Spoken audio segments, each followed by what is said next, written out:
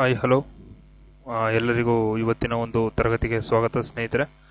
Good morning to everyone. ನಾವು ಕಳೆದ ತರಗತಿಯಲ್ಲಿ ಮೂಲಭೂತ ಹಕ್ಕುಗಳ ಬಗ್ಗೆ ಅಂದರೆ ಫಂಡಮೆಂಟಲ್ ರೈಟ್ಸ್ ಬಗ್ಗೆ ನಾವು ಅಧ್ಯಯನವನ್ನು ಬಹಳ ಸಂಕ್ಷಿಪ್ತವಾಗಿ ಅಧ್ಯಯನವನ್ನು ಮಾಡಿದ್ವಿ.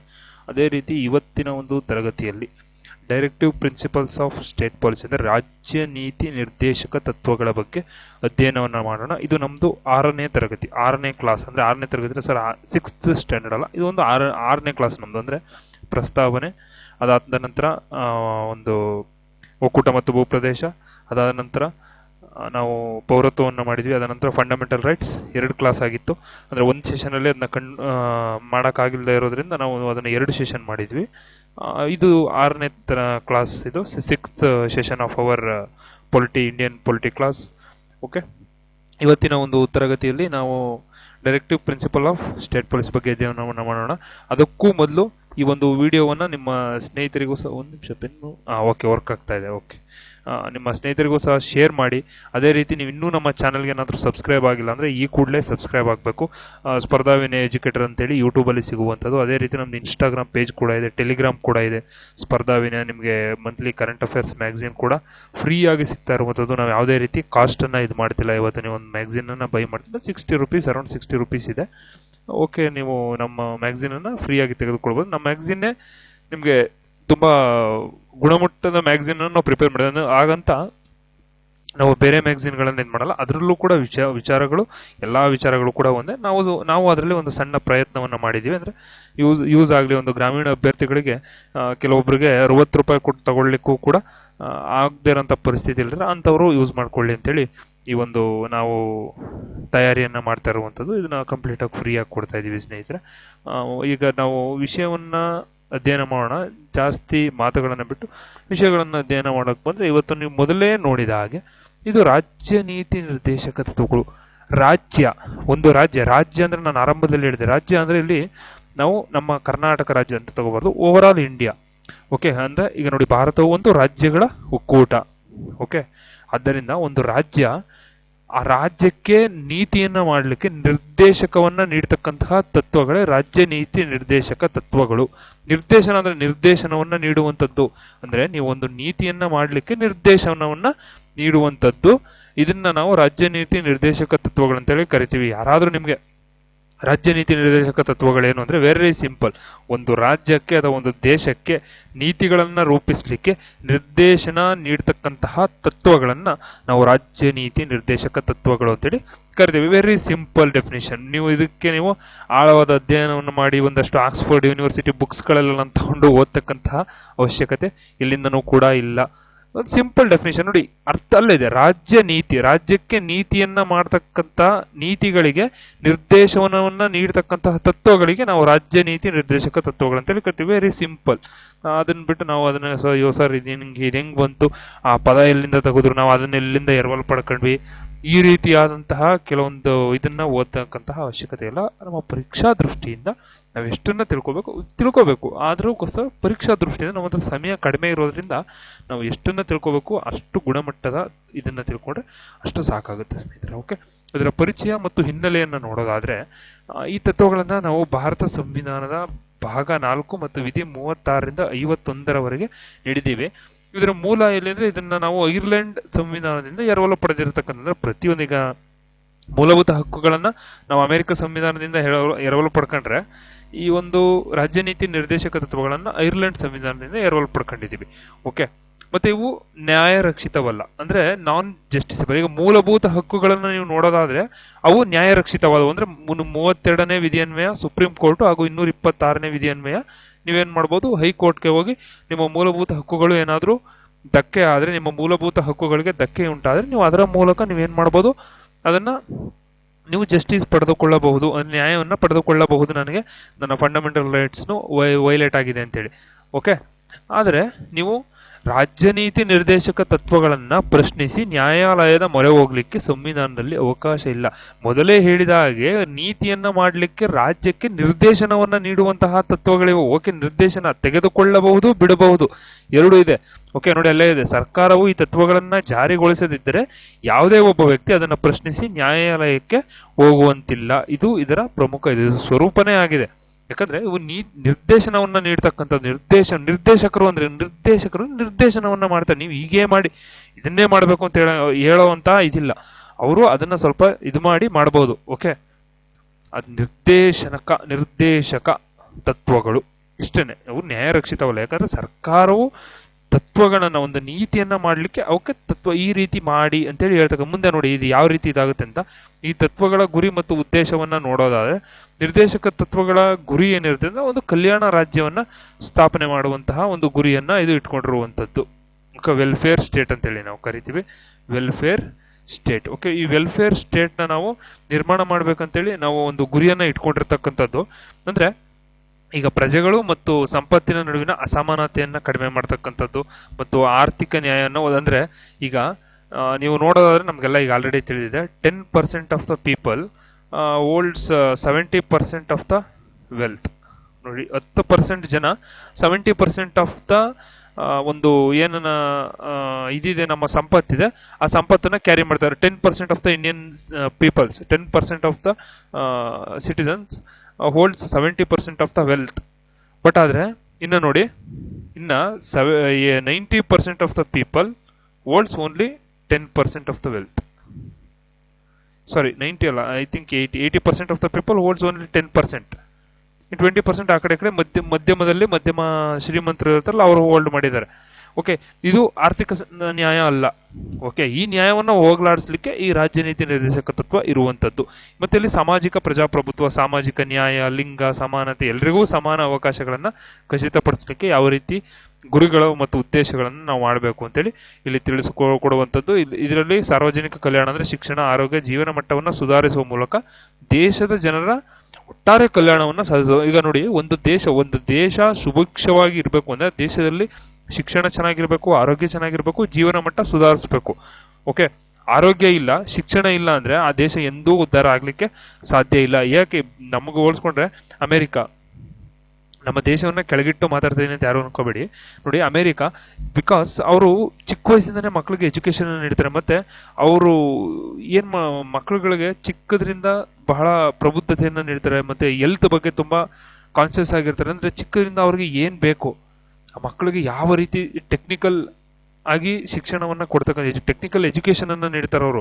ಅಂದ್ರೆ ಒಂದು ಮಗು ಒಂದು ವಯಸ್ಸನ್ನ ದಾಟ್ತಿದ್ದಾಗೆ ಅದು ಅಪ್ಪ ಅಮ್ಮನ ಮೇಲೆ ಡಿಪೆಂಡ್ ಆಗೋದನ್ನ ಬಿಟ್ಬಿಡುತ್ತೆ. ಈ ರೀತಿಯಾದಂತಹ ಒಂದು ಎಜುಕೇಶನ್ ನಮ್ಮ ದೇಶದಲ್ಲೂ ಕೂಡ ಬರಬೇಕು. ಆ ಒಂದು ಇದನ್ನ ಥೀಮನ್ನ ಇಟ್ಕೊಂಡು ನಾವು ಅಂದ್ರೆ ನಮ್ಮ ಭಾರತಕ್ಕೆ ಬಹುಶಃ ಬ್ರಿಟಿಷರು ಏನಾದರೂ ಆಡಳಿತ ಮಾಡಿಲ್ಲ ಅಂದಿದ್ರೆ ಇವತ್ತು ನಮ್ಮ ದೇಶವು ಕೂಡ ಅವರ ದೇಶದ ಹಾಗೆ ಮುಂದುವರೆದ ದೇಶ ಆಗ್ತಿತ್ತು. ಓಕೆ, ಆದರೆ ಅವರು ಇಲ್ಲಿನ ಸಂಪತ್ತನ್ನ ಕೊಳ್ಳೆ ಹೊಡೆದು ಹೋಗಿರ್ತಕ್ಕಂತಹ ಒಂದು ಕಾರಣದಿಂದ ಇವತ್ತಿಗೂ ಕೂಡ ನಾವು ಹಿಂದೆನೆ ಉಳಿದಿದ್ದೀವಿ. ಯಾಕಂದ್ರೆ ಇಡೀ ಪ್ರಪಂಚದಲ್ಲಿ ಅತ್ಯಂತ ಮುಂದುವರೆದಂತಹ ಒಂದು ನಾಗರಿಕತೆ ಸಿಂಧೂ ಬಯಲಿನ ನಾಗರಿಕತೆ. ಆ ಕಾಲದಲ್ಲಿ 5,000 ವರ್ಷಗಳ ಹಿಂದೆ ನಮ್ಮ ಪೂರ್ವಜರು ಏನನ್ನ ಒಳ್ಳೆ ನಗರವನ್ನ ನಿರ್ಮಾಣ ಮಾಡಿದ್ರು, ನಗರಗಳನ್ನ ನಿರ್ಮಾಣ ಮಾಡಿದ್ರು, ಹಾಗೂ ಒಂದು ಗ್ರಿಡ್ ಸಿಸ್ಟಮ್, ರೋಡ್ ಇತ್ತು. ಈ ರೀತಿಯಾದಂತಹ ಒಂದು ಬಹಳ ವಿಶಾಲವಾದಂತಹ ಒಂದು ನಾಗರಿಕತೆಯನ್ನ ನಾವು ಅವಾಗಲೇ ಹೊಂದಿದ್ವಿ. ಬಹುಶಃ ಬ್ರಿಟಿಷರು ಬರಲಿಲ್ಲ ಅಂದಿದ್ರೆ ನಾವು ಖಂಡಿತವಾಗಿಯೂ ಅದರಲ್ಲಿ ಇದಿಲ್ಲ, ಇವತ್ತು ಎಲ್ಲಾ ದೇಶಗಳನ್ನ ಮುನ್ನುಗ್ಗಿ ನಾವು ಮುಂದೆ ಹೋಗ್ತಿದ್ವು. ಬಹುಶಃ ಅವರು ಬಂದಿದ್ರಿಂದ ನಮಗೆ ಹಿನ್ನಡೆ ಆಯ್ತು ಅಂತೇಳಿ ಇದೊಂದು ನನ್ನ ವೈಯಕ್ತಿಕ ಇದು ಸ್ನೇಹಿತರೆ.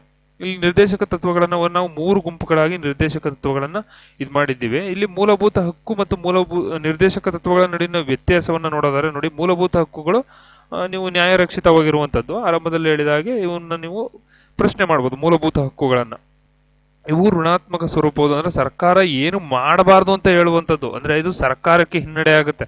ಈಗ ಫಾರ್ ಎಕ್ಸಾಂಪಲ್ ನೀವು ಈಗ ನಾನು ಕಳೆದ ತರಗತಿಯಲ್ಲಿ ಒಂದು ಕೇಸ್ ಹೇಳಿದೆ. ಕೇಸ್ ಅಂದ್ರೆ ಯಾವುದು, ಐ ಥಿಂಕ್ ಶಬರಿಮಲೆ ಕೇಸ್ನ ತಗೋಣ.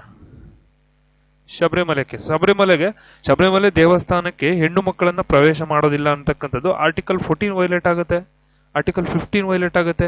ಏನಕ್ಕೆ, ನಮಗೆ ಕಾನೂನಿನ ಮುಂದೆ ಎಲ್ಲರೂ ಸಮಾನತೆ ಅಂತ ಹೇಳ್ತಿದ್ದಾರೆ, ಆದ್ರೆ ಶಬರಿಮಲೆ ದೇವಸ್ಥಾನಕ್ಕೆ ಇಲ್ಲ, ಸಮಾನತೆನೇ ಇಲ್ಲ ಅಲ್ವಾ. ನೀವು ಗಂಡು ಹೆಣ್ಣು ಅಂತಕ್ಕಂಥ ಒಂದು ಇದನ್ನ ಮಾಡ್ತಾ ಇದ್ದೀರಿ. ಇಲ್ಲಿ ಜಾತಿ, ಧರ್ಮ, ಲಿಂಗ ಆಧಾರದ ಮೇಲೆ ಯಾರನ್ನು ಡಿಸ್ಕ್ರಿಮಿನೇಟ್ ಮಾಡೋವಾಗಿಲ್ಲ. ಆರ್ಟಿಕಲ್ 15 ಏನಾಗ್ತದೆ, ಡಿಸ್ಕ್ರಿಮಿನೇಟ್ ಮಾಡ್ತಾ ನೀವು ಹೆಣ್ಣು ಎಂಬ ಒಂದು ಕಾರಣವನ್ನ ಇಟ್ಕೊಂಡು ದೇವಸ್ಥಾನಕ್ಕೆ ನೀವು ಪ್ರವೇಶವನ್ನ ನೀಡ್ತಾ ಇಲ್ಲ. ಓಕೆ, ಇದು ಪ್ರಮುಖವಾದ ಒಂದು ಪ್ರಾಬ್ಲಮ್ ಅಲ್ವಾ. ಈ ರೀತಿಯಾದಂತಹ ಒಂದು ಋಣಾತ್ಮಕ ಸುಳ್ಳು ಅಂದ್ರೆ ಸರ್ಕಾರ ಇಲ್ಲಿ ಏನು ಮಾಡಬಾರ್ದು ಅಂದ್ರೆ ಸರ್ಕಾರದ ಮೇಲೆ ನಿರ್ಬಂಧ ಹೇರುವಾಗಿಲ್ಲ. ಧಾರ್ಮಿಕ ವಿಚಾರದಲ್ಲಿ, ಯಾವುದೇ ಒಂದು ಧಾರ್ಮಿಕ ವಿಚಾರದಲ್ಲಿ ಸರ್ಕಾರ ಹಸ್ತಕ್ಷೇಪ ಮಾಡೋ ಹಾಗಿಲ್ಲ. ಓಕೆ, ನ್ಯೂಟ್ರಲ್ ಆಗಿರ್ಬೇಕು ಸರ್ಕಾರ. ಈಗ ಹಿಂದೂ ಆಗ್ಲಿ, ಮುಸ್ಲಿಂ ಆಗ್ಲಿ, ಕ್ರೈಸ್ತ, ಪಾರ್ಸಿ, ಯಾವುದೇ ಒಬ್ಬ ಧರ್ಮದವನಾಗಿದ್ರು ಸರ್ಕಾರ ಎಲ್ಲರಿಗೂ ಕೂಡ ಸಮಾನತೆಯನ್ನ ನೀಡಬೇಕು. ಆದ್ದರಿಂದ ಈ ಒಂದು ವಿಚಾರದಲ್ಲಿ ಸರ್ಕಾರ ಇನ್ವಾಲ್ವ್ ಆಗಿಲ್ಲ. ಓಕೆ, ಇದು ಬಹಳ ಇಂಪಾರ್ಟೆಂಟು. ಫಸ್ಟ್ ನಾವು ಡಿಕೋಡ್ ಮಾಡೋದನ್ನ ಕಲಿಬೇಕು. ಏನಕ್ಕೆ ಸರ್ಕಾರ ಏನಕ್ಕೆ ಸರ್ಕಾರ ಮಾತಾಡ್ತಿಲ್ಲ, ಸರ್ಕಾರ ಏನಕ್ಕೆ ಮಾತಾಡ್ಬೇಕು? ಸರ್ಕಾರ ನ್ಯೂಟ್ರಲ್ ಆಗಿ ವರ್ಕ್ ಮಾಡುವಂತಹ ಒಂದು ಅಂಗ. ಓಕೆ, ಇದು ವೈಯಕ್ತಿಕ ಅಭಿವೃದ್ಧಿಗೆ ಒತ್ತು ನೀಡುವಂತಂದ್ರೆ ವೈಯಕ್ತಿಕವಾಗಿ, ಈಗ ನಿಮ್ಗೆ ಏನಾದ್ರು ವೈಯಕ್ತಿಕವಾಗಿ ಏನಾದ್ರು ಒಂದು ಇದಾದ್ರೆ ವೈಯಕ್ತಿಕವಾಗಿ ಇದೊಂದು ಅಭಿವೃದ್ಧಿಗೆ ಒತ್ತನ್ನು ನೀಡುತ್ತೆ. ಇದರಲ್ಲಿ ರಾಜ್ಯ ನೀತಿ ನಿರ್ದೇಶಕ ತತ್ವಗಳನ್ನ ನೋಡಿದ್ರೆ ಇವು ನ್ಯಾಯರಕ್ಷಿತವಲ್ಲದವು. ಅಂದ್ರೆ ಇವನ್ನ ನಾವು ಕೋರ್ಟಲ್ಲಿ ಪ್ರಶ್ನೆ ಮಾಡ್ಲಿಕ್ಕೆ ಬರೋದಿಲ್ಲ, ಕೋರ್ಟಲ್ಲಿ ಪ್ರಶ್ನೆ ಮಾಡುವಾಗಿಲ್ಲ. ಅಕಸ್ಮಾತ್ ನೀವು ಸರ್ ನಾಳೆ ದಿನ ನನಗೆ ಆರ್ಥಿಕ, ಇಲ್ಲಿ ಅಂಬಾನಿಗೆ ಒಂದು 1000 ಕೋಟಿ ಆಸ್ತಿ ಇದೆ, ಎಕ್ಸಾಂಪಲ್, ಅವ್ರ ಹತ್ರ ಜಾಸ್ತಿನೇ ಇದೆ, 1000 ಕೋಟಿ ಅಂಬಾನಿ ಹತ್ರ ಆಸ್ತಿ ಇದೆ, ನನ್ನ ಹತ್ರ ಬರೀ ಒಂದು 5 ಲಕ್ಷ ಆಸ್ತಿ ಇದೆ, 5 ಲ್ಯಾಕ್. ಓಕೆ, ಬಹುಶಃ ನನ್ನ ಹತ್ರ ಅಷ್ಟಿಲ್ಲ, ಎಕ್ಸಾಂಪಲ್. ಆಮೇಲೆ ಸರ್ ಹತ್ರ 5 ಲಕ್ಷ ಇದೆ ಸರ್ ಹತ್ರ ಅಂತ ತಿಳ್ಕೊಬೇಡಿ. ಓಕೆ, ನನ್ನ ಹತ್ರ ಒಂದು 5 ಲಕ್ಷ ಆಸ್ತಿ ಇದೆ, ಇಲ್ಲಿ ನನಗೆ ಆರ್ಥಿಕ ಅಸಮಾನತೆ ಇದೆ, ನೀವು ಅವರ ವೆಲ್ತ್ ಅನ್ನು ತೆಗೆದು ನನ್ನ ಜೊತೆ ನನಗೂ ಕೂಡ ಇದು ಮಾಡಿ ನೀವು ಸಮಾನತೆಯನ್ನ ಮಾಡಬೇಕು ಅಂತೇಳಿ ನೀವು ನ್ಯಾಯಾಲಯದಲ್ಲಿ ಮೊರೆ ಹೋಗುವಂತಿಲ್ಲ. ಓಕೆ, ಮೊರೆ ಹೋಗುವಂತಿಲ್ಲ. ಇದು ನ್ಯಾಯರಕ್ಷಿತವಾದಲ್ಲ. ಅಂದ್ರೆ ಸಂಪತ್ತನ್ನ ಎಲ್ಲರಿಗೂ ಕೂಡ ಸಮಾನವಾಗಿ ಹಂಚಿ ಅಂತ ನಿರ್ದೇಶಕ ತತ್ವ. ಅಕಸ್ಮಾತ್ ಫಂಡಮೆಂಟಲ್ ರೈಟ್ಸ್ ಅಲ್ಲಿ ಸೇರಿದ್ರೆ ಖಂಡಿತವಾಗಿ ಇವತ್ತು ಎಲ್ಲರೂ ಕೂಡ ಸಮಾನತೆಯಾಗಿ ಇರ್ತಿದ್ರು. ಆದ್ರೆ ಅದನ್ನ ಫಂಡಮೆಂಟಲ್ ರೈಟ್ಸ್ ಅಲ್ಲಿ ಸೇರಿಸಿಲ್ಲ, ಬಿಕಾಸ್ ಅದನ್ನ ರಾಜ್ಯ ನೀತಿ ನಿರ್ದೇಶಕ ತತ್ವಗಳಲ್ಲಿ ಸೇರಿಸಿರುವಂತದ್ದು. ಆದ್ದರಿಂದ ಮತ್ತು ಇವು ಸಾಮಾಜಿಕ ಮತ್ತು ಒಂದು ಸಮುದಾಯದ ಅಭಿವೃದ್ಧಿಗೆ ಒತ್ತನ್ನು ನೀಡುವಂಥದ್ದು, ಇದು ಇಂಪಾರ್ಟೆಂಟ್. ಮತ್ತೆ ನಿರ್ದೇಶಕ ತತ್ವಗಳು ಭಾರತ ಕಲ್ಯಾಣ ರಾಜ್ಯವನ್ನಾಗಿ ಪರಿವರ್ತಿಸಲು ಮತ್ತು ಸಾಮಾಜಿಕ ಆರ್ಥಿಕ ಸಮಾನತೆಯನ್ನು ಸ್ಥಾಪಿಸಲಿಕ್ಕೆ ಇಲ್ಲಿ ಸ್ಪಷ್ಟವಾಗಿ ಒಂದಷ್ಟು ಮಾರ್ಗದರ್ಶನಗಳನ್ನು ನೀಡ್ತವೆ. ಇದನ್ನ ಜಾರಿಗೊಳಿಸ್ತಕ್ಕಂಥದ್ದು ಸರ್ಕಾರದ ಒಂದು ಹೊಣೆ. ಓಕೆ, ಸರ್ಕಾರ ಅದನ್ನ ಜಾರಿಗೊಳಿಸ್ಬೇಕು. ಆ ಜಾರಿಗೊಳಿಸಿದಾಗಲೇ ಅದಕ್ಕೆ ಒಂದು ವ್ಯಾಲ್ಯೂ ಇರುತ್ತೆ ಸರ್ಕಾರಕ್ಕೆ. ಅದರ್ವೈಸ್ ಸರ್ಕಾರಕ್ಕೆ ವ್ಯಾಲ್ಯೂ ಇರೋದಿಲ್ಲ ಸ್ನೇಹಿತರೆ. ಓಕೆ, ಇಲ್ಲಿ ನಾವು ನೋಡೋದನ್ನ ನೋಡಿ, ಸಮಾಜವಾದಿ ತತ್ವಗಳು, ಸೋಷಿಯಲಿಸ್ಟಿಕ್ ಪ್ರಿನ್ಸಿಪಲ್ಸ್, ಇವು ಸಮಾಜವಾದಿ ಸಿದ್ಧಾಂತದಿಂದ ಪ್ರೇರೇಪಿತ ಆಗಿರುವ. ಇಲ್ಲಿ ಸಮಾಜವಾದಿ, ಇಲ್ಲಿ ಸಮಾಜಕ್ಕೆ ಸಂಬಂಧಿಸಿದಂತ ಕೆಲವೊಂದು ತತ್ವಗಳನ್ನ ನಾವು ನೋಡೋಣ. ಇಲ್ಲಿ ನೋಡಿ, ವಿಧಿ 38ರಲ್ಲಿ ಸಾಮಾಜಿಕ, ಆರ್ಥಿಕ, ರಾಜಕೀಯ ನ್ಯಾಯದ ಮೂಲಕ ಜನರ ಕಲ್ಯಾಣವನ್ನ ಹೆಚ್ಚಿಗೆ ಮಾಡ್ತಕ್ಕಂಥ. ಅಂದ್ರೆ ಪ್ರಸ್ತುತ ನಮ್ಮ ಸಾಮಾಜಿಕ, ಆರ್ಥಿಕ ಮತ್ತು ನ್ಯಾಯ ಒದಗಿಸುವ ಒಂದು ಇದರಿಂದ ಜನರ ಕಲ್ಯಾಣವನ್ನ ಪ್ರೋತ್ಸಾಹಿಸುವಂತಹ ಒಂದು ಇದನ್ನ ಮಾಡಬೇಕು. ಅಂದ್ರೆ ಇಲ್ಲಿ ಆದಾಯ, ಸ್ಥಾನಮಾನ, ಸೌಲಭ್ಯಗಳನ್ನ ನಾವು ಇಲ್ಲಿ ಮತ್ತು ಕೆಲವೊಂದು ಅವಕಾಶಗಳಲ್ಲಿ ಕಂಡುಬರತಕ್ಕಂತಹ ಅಸಮಾನತೆಯನ್ನ ಹೋಗಲಾಡಿಸ್ಲಿಕ್ಕೆ ಅಥವಾ ಕಡಿಮೆ ಮಾಡಲಿಕ್ಕೆ ಇಲ್ಲಿ ನಾವು ಹೆಚ್ಚಿನ ಒಂದು ಒತ್ತನ್ನು ನೀಡಲಾಗುತ್ತೆ ಅಂತೇಳಿ ಹೇಳ್ತೀವಿ. ಇಲ್ಲಿ ವಿಧಿ 39 ಬಂದಾಗ ಸಮಾನ ಕೆಲಸಕ್ಕೆ ಸಮಾನ ವೇತನ, ಈಗ 38 ಆಯ್ತು. ಇಲ್ಲಿ 36ನೇ ವಿಧಿ ನಿಮ್ಗೆ ನಾನು ಆರಂಭದಲ್ಲಿ ಹೇಳ್ಬೇಕಾಯ್ತು, ಸಾರಿ ಮಿಸ್ ಮಾಡಿದೆ.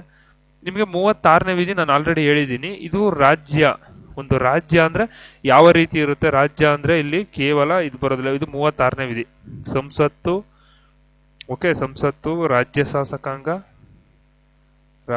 ಶಾಸಕಾಂಗ, ಓಕೆ, ಮತ್ತೆ ಪಬ್ಲಿಕ್ ಸೆಕ್ಟರ್ ಅಂಡರ್ಟೇಕಿಂಗ್ಸ್, ಈ ರೀತಿ ಹಲವಾರು ಇದು ಬಂದ್ರೆ ಇದು ಒಂದು ರಾಜ್ಯ ಅಂತ ಹೇಳಿ ನಾವು ಕರಿತೀವಿ. ಓಕೆ, ಒಂದು ರಾಜ್ಯ ಅಂದ್ರೆ ಸಂಸತ್ತು ಅಂದ್ರೆ ಲೋಕಸಭೆ, ರಾಜ್ಯಸಭೆ, ನ್ಯಾಯಾಂಗ, ರಾಜ್ಯ ಶಾಸಕಾಂಗ ಅಂದ್ರೆ ವಿಧಾನಸಭೆ, ವಿಧಾನ ಪರಿಷತ್ತು ಹಾಗೂ ಅಲ್ಲಿರ್ತಕ್ಕಂಥ ನ್ಯಾಯಾಂಗ, ಮತ್ತೆ ಪಬ್ಲಿಕ್ ಸೆಕ್ಟರ್ ಅಂಡರ್ಟೇಕಿಂಗ್, ಇವೆಲ್ಲ ಸೇರಿಸಿ ಒಂದು ರಾಜ್ಯ. ಇದು ರಾಜ್ಯವನ್ನ ಡಿಫೈನ್ ಮಾಡುತ್ತೆ. ಇಲ್ಲಿ ಮತ್ತೆ 37ನೇ ವಿಧಿಯನ್ನ ನಾವು ನೋಡೋದಾದ್ರೆ, 37ನೇ ವಿಧಿ, ಯಾವುದೇ ಒಂದು ರಾಜ್ಯ ನೀತಿ ನಿರ್ದೇಶಕ ತತ್ವಗಳನ್ನ ನೀವೇನಾದ್ರೂ ಅಡಾಪ್ಟ್ ಮಾಡ್ಕೋತಿದ್ದೀರಾ ಅಂದ್ರೆ, ಓಕೆ, ಈಗ ಫಾರ್ ಎಕ್ಸಾಂಪಲ್ ಮದ್ಯ ನಿಷೇಧ ನಾವು ಮಾಡಲ್ಲ. ಅದನ್ನ ಆಕ್ಚುಲಿ ಸುಮ್ನೆ ಒಂದು ಎಕ್ಸಾಂಪಲ್ ನಿಮ್ಗೆ ಅರ್ಥ ಆಗಲಿ. ಈಗ ಮದ್ಯ ನಿಷೇಧವನ್ನ ಮಾಡ್ಬೇಕಂದ್ರೆ ನೀವೇನ್ ಮಾಡ್ಬೇಕು ಅಂದ್ರೆ, ಈ ಮದ್ಯ ನಿಷೇಧವನ್ನ ಮಾಡುವಾಗ ಇಲ್ಲಿ ಒಂದು ರಾಜ್ಯ ನೀತಿ ನಿರ್ದೇಶಕ ತತ್ವಗಳನ್ನ ಅಳವಡಿಸಿಕೊಳ್ತಕ್ಕಂಥದ್ದು ಬಹಳ ಮುಖ್ಯವಾಗುತ್ತೆ. 37ನೇ ವಿಧಿ ಅನ್ವಯ ನೀವು ಯಾವುದಾದ್ರೂ ಒಂದು ಕಾನೂನನ್ನು ಮಾಡುವಾಗ ರಾಜ್ಯ ನೀತಿ ನಿರ್ದೇಶಕ ತತ್ವಗಳನ್ನ, ಆ ತತ್ವಗಳಿಂದ ನೀವು ಪ್ರೇರೇಪಿತರಾಗಿ ಈ ರೀತಿ ಮೆನ್ಷನ್ ಇದೆ, ನಾವು ಇದರ ಅಂಡರಲ್ಲಿ ಮಾಡ್ತಿದೀವಿ ಅಂತೇಳಿ ಮಾಡಬೇಕು. ಅದನ್ನ ಈ ಒಂದು ಇದು ಎಕ್ಸ್ಪ್ಲೇನ್ ಮಾಡ್ತಾರೆ. ಮಾಡಲೇಬೇಕು ಅಂತ, ಮಾಡಬೇಕು ಅಂತೇಳಿ ನಿರ್ದೇಶನವನ್ನ ನೀಡುವಂಥದ್ದು. ಇಲ್ಲಿ ಸಮಾನ ಕೆಲಸಕ್ಕೆ ಸಮಾನ ವೇತನ, ಜೀವನೋಪಾಯದ ಸಮರ್ಪಕ ಸಾಧನಗಳನ್ನ ನೀಡುವಂಥದ್ದು. ಇಲ್ಲಿ ಪ್ರತಿಯೊಬ್ಬ ಪೌರನಿಗೆ ಏನ್ ಮಾಡ್ತಕ್ಕಂಥದ್ದು, ಆ, ಅಗತ್ಯವಾದ ವಸ್ತುಗಳನ್ನ ಸಿಗ್ಲಿಕ್ಕೆ ಇದು ಮಾಡ್ತಕ್ಕಂಥದ್ದು. ಇದು ಆರಂಭದಲ್ಲಿ ಇರಲಿಲ್ಲ. ನಾವು ಸಂವಿಧಾನಕ್ಕೆ 44ನೇ ತಿದ್ದುಪಡಿ, 1978 44ನೇ ಕಾನ್ಸ್ಟಿಟ್ಯೂಷನಲ್ ಅಮೆಂಡ್ಮೆಂಟ್ ಆಕ್ಟ್ ಮೂಲಕ ನಾವು ಇದನ್ನ 4ನೇ ಭಾಗಕ್ಕೆ ಸೇರ್ಪಡೆ ಮಾಡಿದ್ದೀವಿ. ಮತ್ತೆ ಸಮುದಾಯದ ಭೌತಿಕ ಸಂಪನ್ಮೂಲಗಳನ್ನ ಎಲ್ರಿಗೂ ಸಮಾನವಾಗಿ ಹಂಚಿಕೆ ಆಗುವಂತೆ ನಾವು ನೋಡ್ಕೋಬೇಕು. ಓಕೆ, ಮತ್ತಿಲ್ಲಿ ಪುರುಷ ಮತ್ತು ಮಹಿಳೆಯರಿಗೆ ಸಮಾನ ಕೆಲಸಕ್ಕೆ ಸಮಾನವಿದೆ. ಈಗ ನಮ್ಮಲ್ಲಿ ಅದಂತೂ ಖಂಡಿತವಾಗೂ ಇದೆ. ಈ ಎಕ್ಸಾಂಪಲ್, ಈಗ ಒಬ್ಬ ಮಹಿಳೆ ಕೆಲ್ಸಕ್ಕೆ ಹೋಗ್ತಾಳೆ ಅಂದ್ರೆ ಅವ್ರಿಗೆ 400, ಅದೇ ಒಬ್ಬ ಗಂಡಸು ಕೆಲ್ಸಕ್ಕೆ ಹೋಗ್ತಾನೆ ಅಂದ್ರೆ 600. Why this 200 rupees, why gap ಏನಕ್ಕೆ ಮಾಡ್ತೀರಿ? 200 ರೂಪಾಯಿ. ಯಾಕಂದ್ರೆ ಅವರು ಸಮಾನವಾಗಿ ಕೆಲಸ ಮಾಡ್ತಾರೆ, ಇವರು ಸಮಾನವಾಗಿ ಕೆಲಸ ಮಾಡ್ತಾರೆ.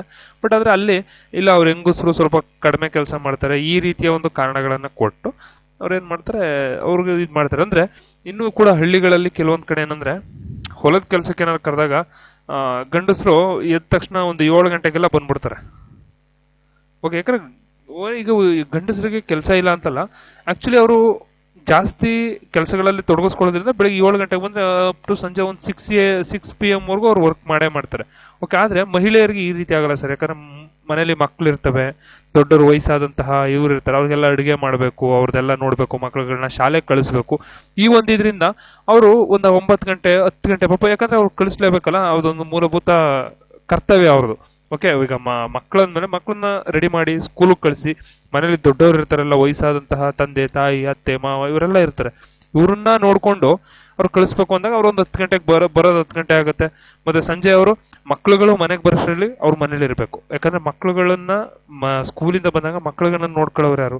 ಮತ್ತೆ ಒಂದು 8 hours ಆ ವಯಸ್ಸಾದವ್ರನ್ನ ಬಿಟ್ಟಿರ್ತೀವಿ, ಅವ್ರು ಊಟ ಮಾಡಿರ್ತಾರ ಇಲ್ವಾ ಅವೆಲ್ಲ ನೋಡ್ಬೇಕಾಗತ್ತೆ. ಈ ಒಂದು ಇದರಲ್ಲಿ ಅವ್ರೊಂದ 4-4:30 ಈ ತರ ಹೋಗ್ತಾರೆ. ಇದು ಇಲ್ಲಿ ಈ ಟೈಮಿಂಗ್ಸ್ ನಾವು ಇದು ಮಾಡ್ಕೋತಾರೆ. ಯಾಕಂದ್ರೆ ಗಂಡಸು 7 ಗಂಟೆ ಗಂಟೆ ಬಂದ್ರೆ 12 hours ವರ್ಕ್ ಮಾಡ್ತಾರೆ. ನೀವು 12 hours ವರ್ಕ್ ಮಾಡಲ್ಲ, ನೀವು ಗೌರ್ಮೆಂಟ್ ಕೆಲಸದಂಗೆ 8 hour ಮಾಡ್ಬಿಟ್ಟು ಹೋಯ್ತೀರಾ, ಅದಕ್ಕೆ ನಿಮ್ಗೆ ನಾವು ಕಡಿಮೆ ಕೊಡ್ತೀವಿ ಅಂತೇಳಿ ಈ ರೀತಿ ಡಿಸ್ಕ್ರಿಮಿನೇಟ್ ಮಾಡ್ತಾರೆ.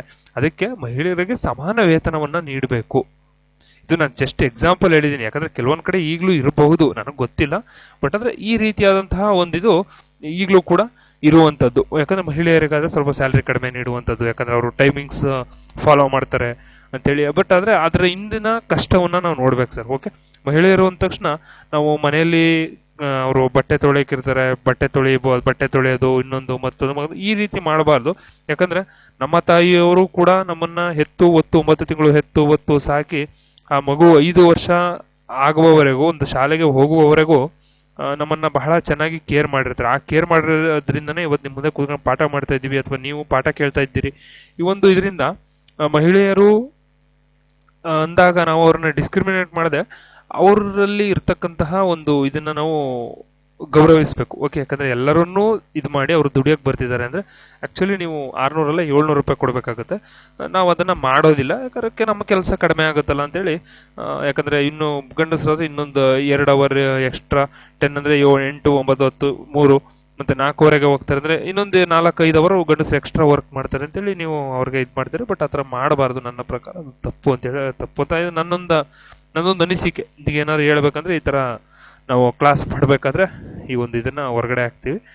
ಅದರಿಂದ ಓಕೆ, ನೆಕ್ಸ್ಟ್ ಇಲ್ಲಿ ಅದೇ ರೀತಿ ಕಾರ್ಮಿಕರು ಮತ್ತು ಇಲ್ಲಿ 39ನೇ ವಿಧಿಯಲ್ಲಿ ಇನ್ನೊಂದು ಏನ್ ಬರುತ್ತೆ ಅಂದ್ರೆ, ಇಲ್ಲಿ ಕಾರ್ಮಿಕರು ಮತ್ತು ಮಕ್ಕಳ ಆರೋಗ್ಯ ಶಕ್ತಿಯನ್ನ ಬಲಪಡಿಸ್ಬೇಕು ಸರ್ ನಾವು. ಯಾಕಂದ್ರೆ ಈಗ ಕಾರ್ಮಿಕರು ಅಂದಾಗ ನೋಡಿ, ಹಂಗೆ ಥಿಂಕ್ ಮಾಡಿ. ಈಗ ಕಾರ್ಮಿಕರು ನಮ್ಮಲ್ಲಿ ಅಸಂಘಟಿತ ಕಾರ್ಮಿಕರು ಇರ್ತಾರೆ. ಈಗ ಒಂದು ಗಾರೆ ಕೆಲ್ಸಕ್ಕೂ ಮತ್ತೆ ಇನ್ನೊಂದು ಯಾವುದೋ ಒಂದು ಕೆಲ್ಸಕ್ಕೆ ಹೋಗ್ತಾ ಇರ್ತಾರೆ.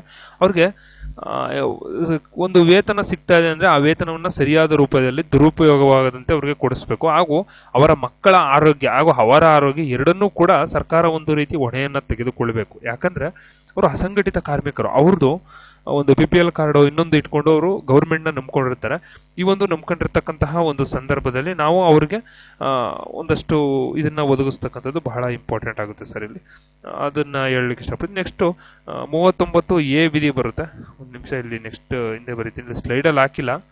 ಯಾಕಂದ್ರೆ ಎಲ್ಲವನ್ನೂ ಸ್ಲೈಡಲ್ಲಿ ಹಾಕಿದ್ರೆ ನೀವೇನ್ ಮಾಡ್ತೀರಾ, ಸ್ಲೈಡ್ ಮೇಲೆ ಇದಾಗ್ತೀರಾ. ಇಲ್ಲಿ ನಾನು ಬರಿಬೇಕಾದ್ರೆ ಬರ್ಕೊಳ್ಬೇಕು. ಓಕೆ, ಇಲ್ಲಿ ಸಮಾನ ನ್ಯಾಯವನ್ನ ಒದಗಿಸ್ತಕ್ಕಂಥದ್ದು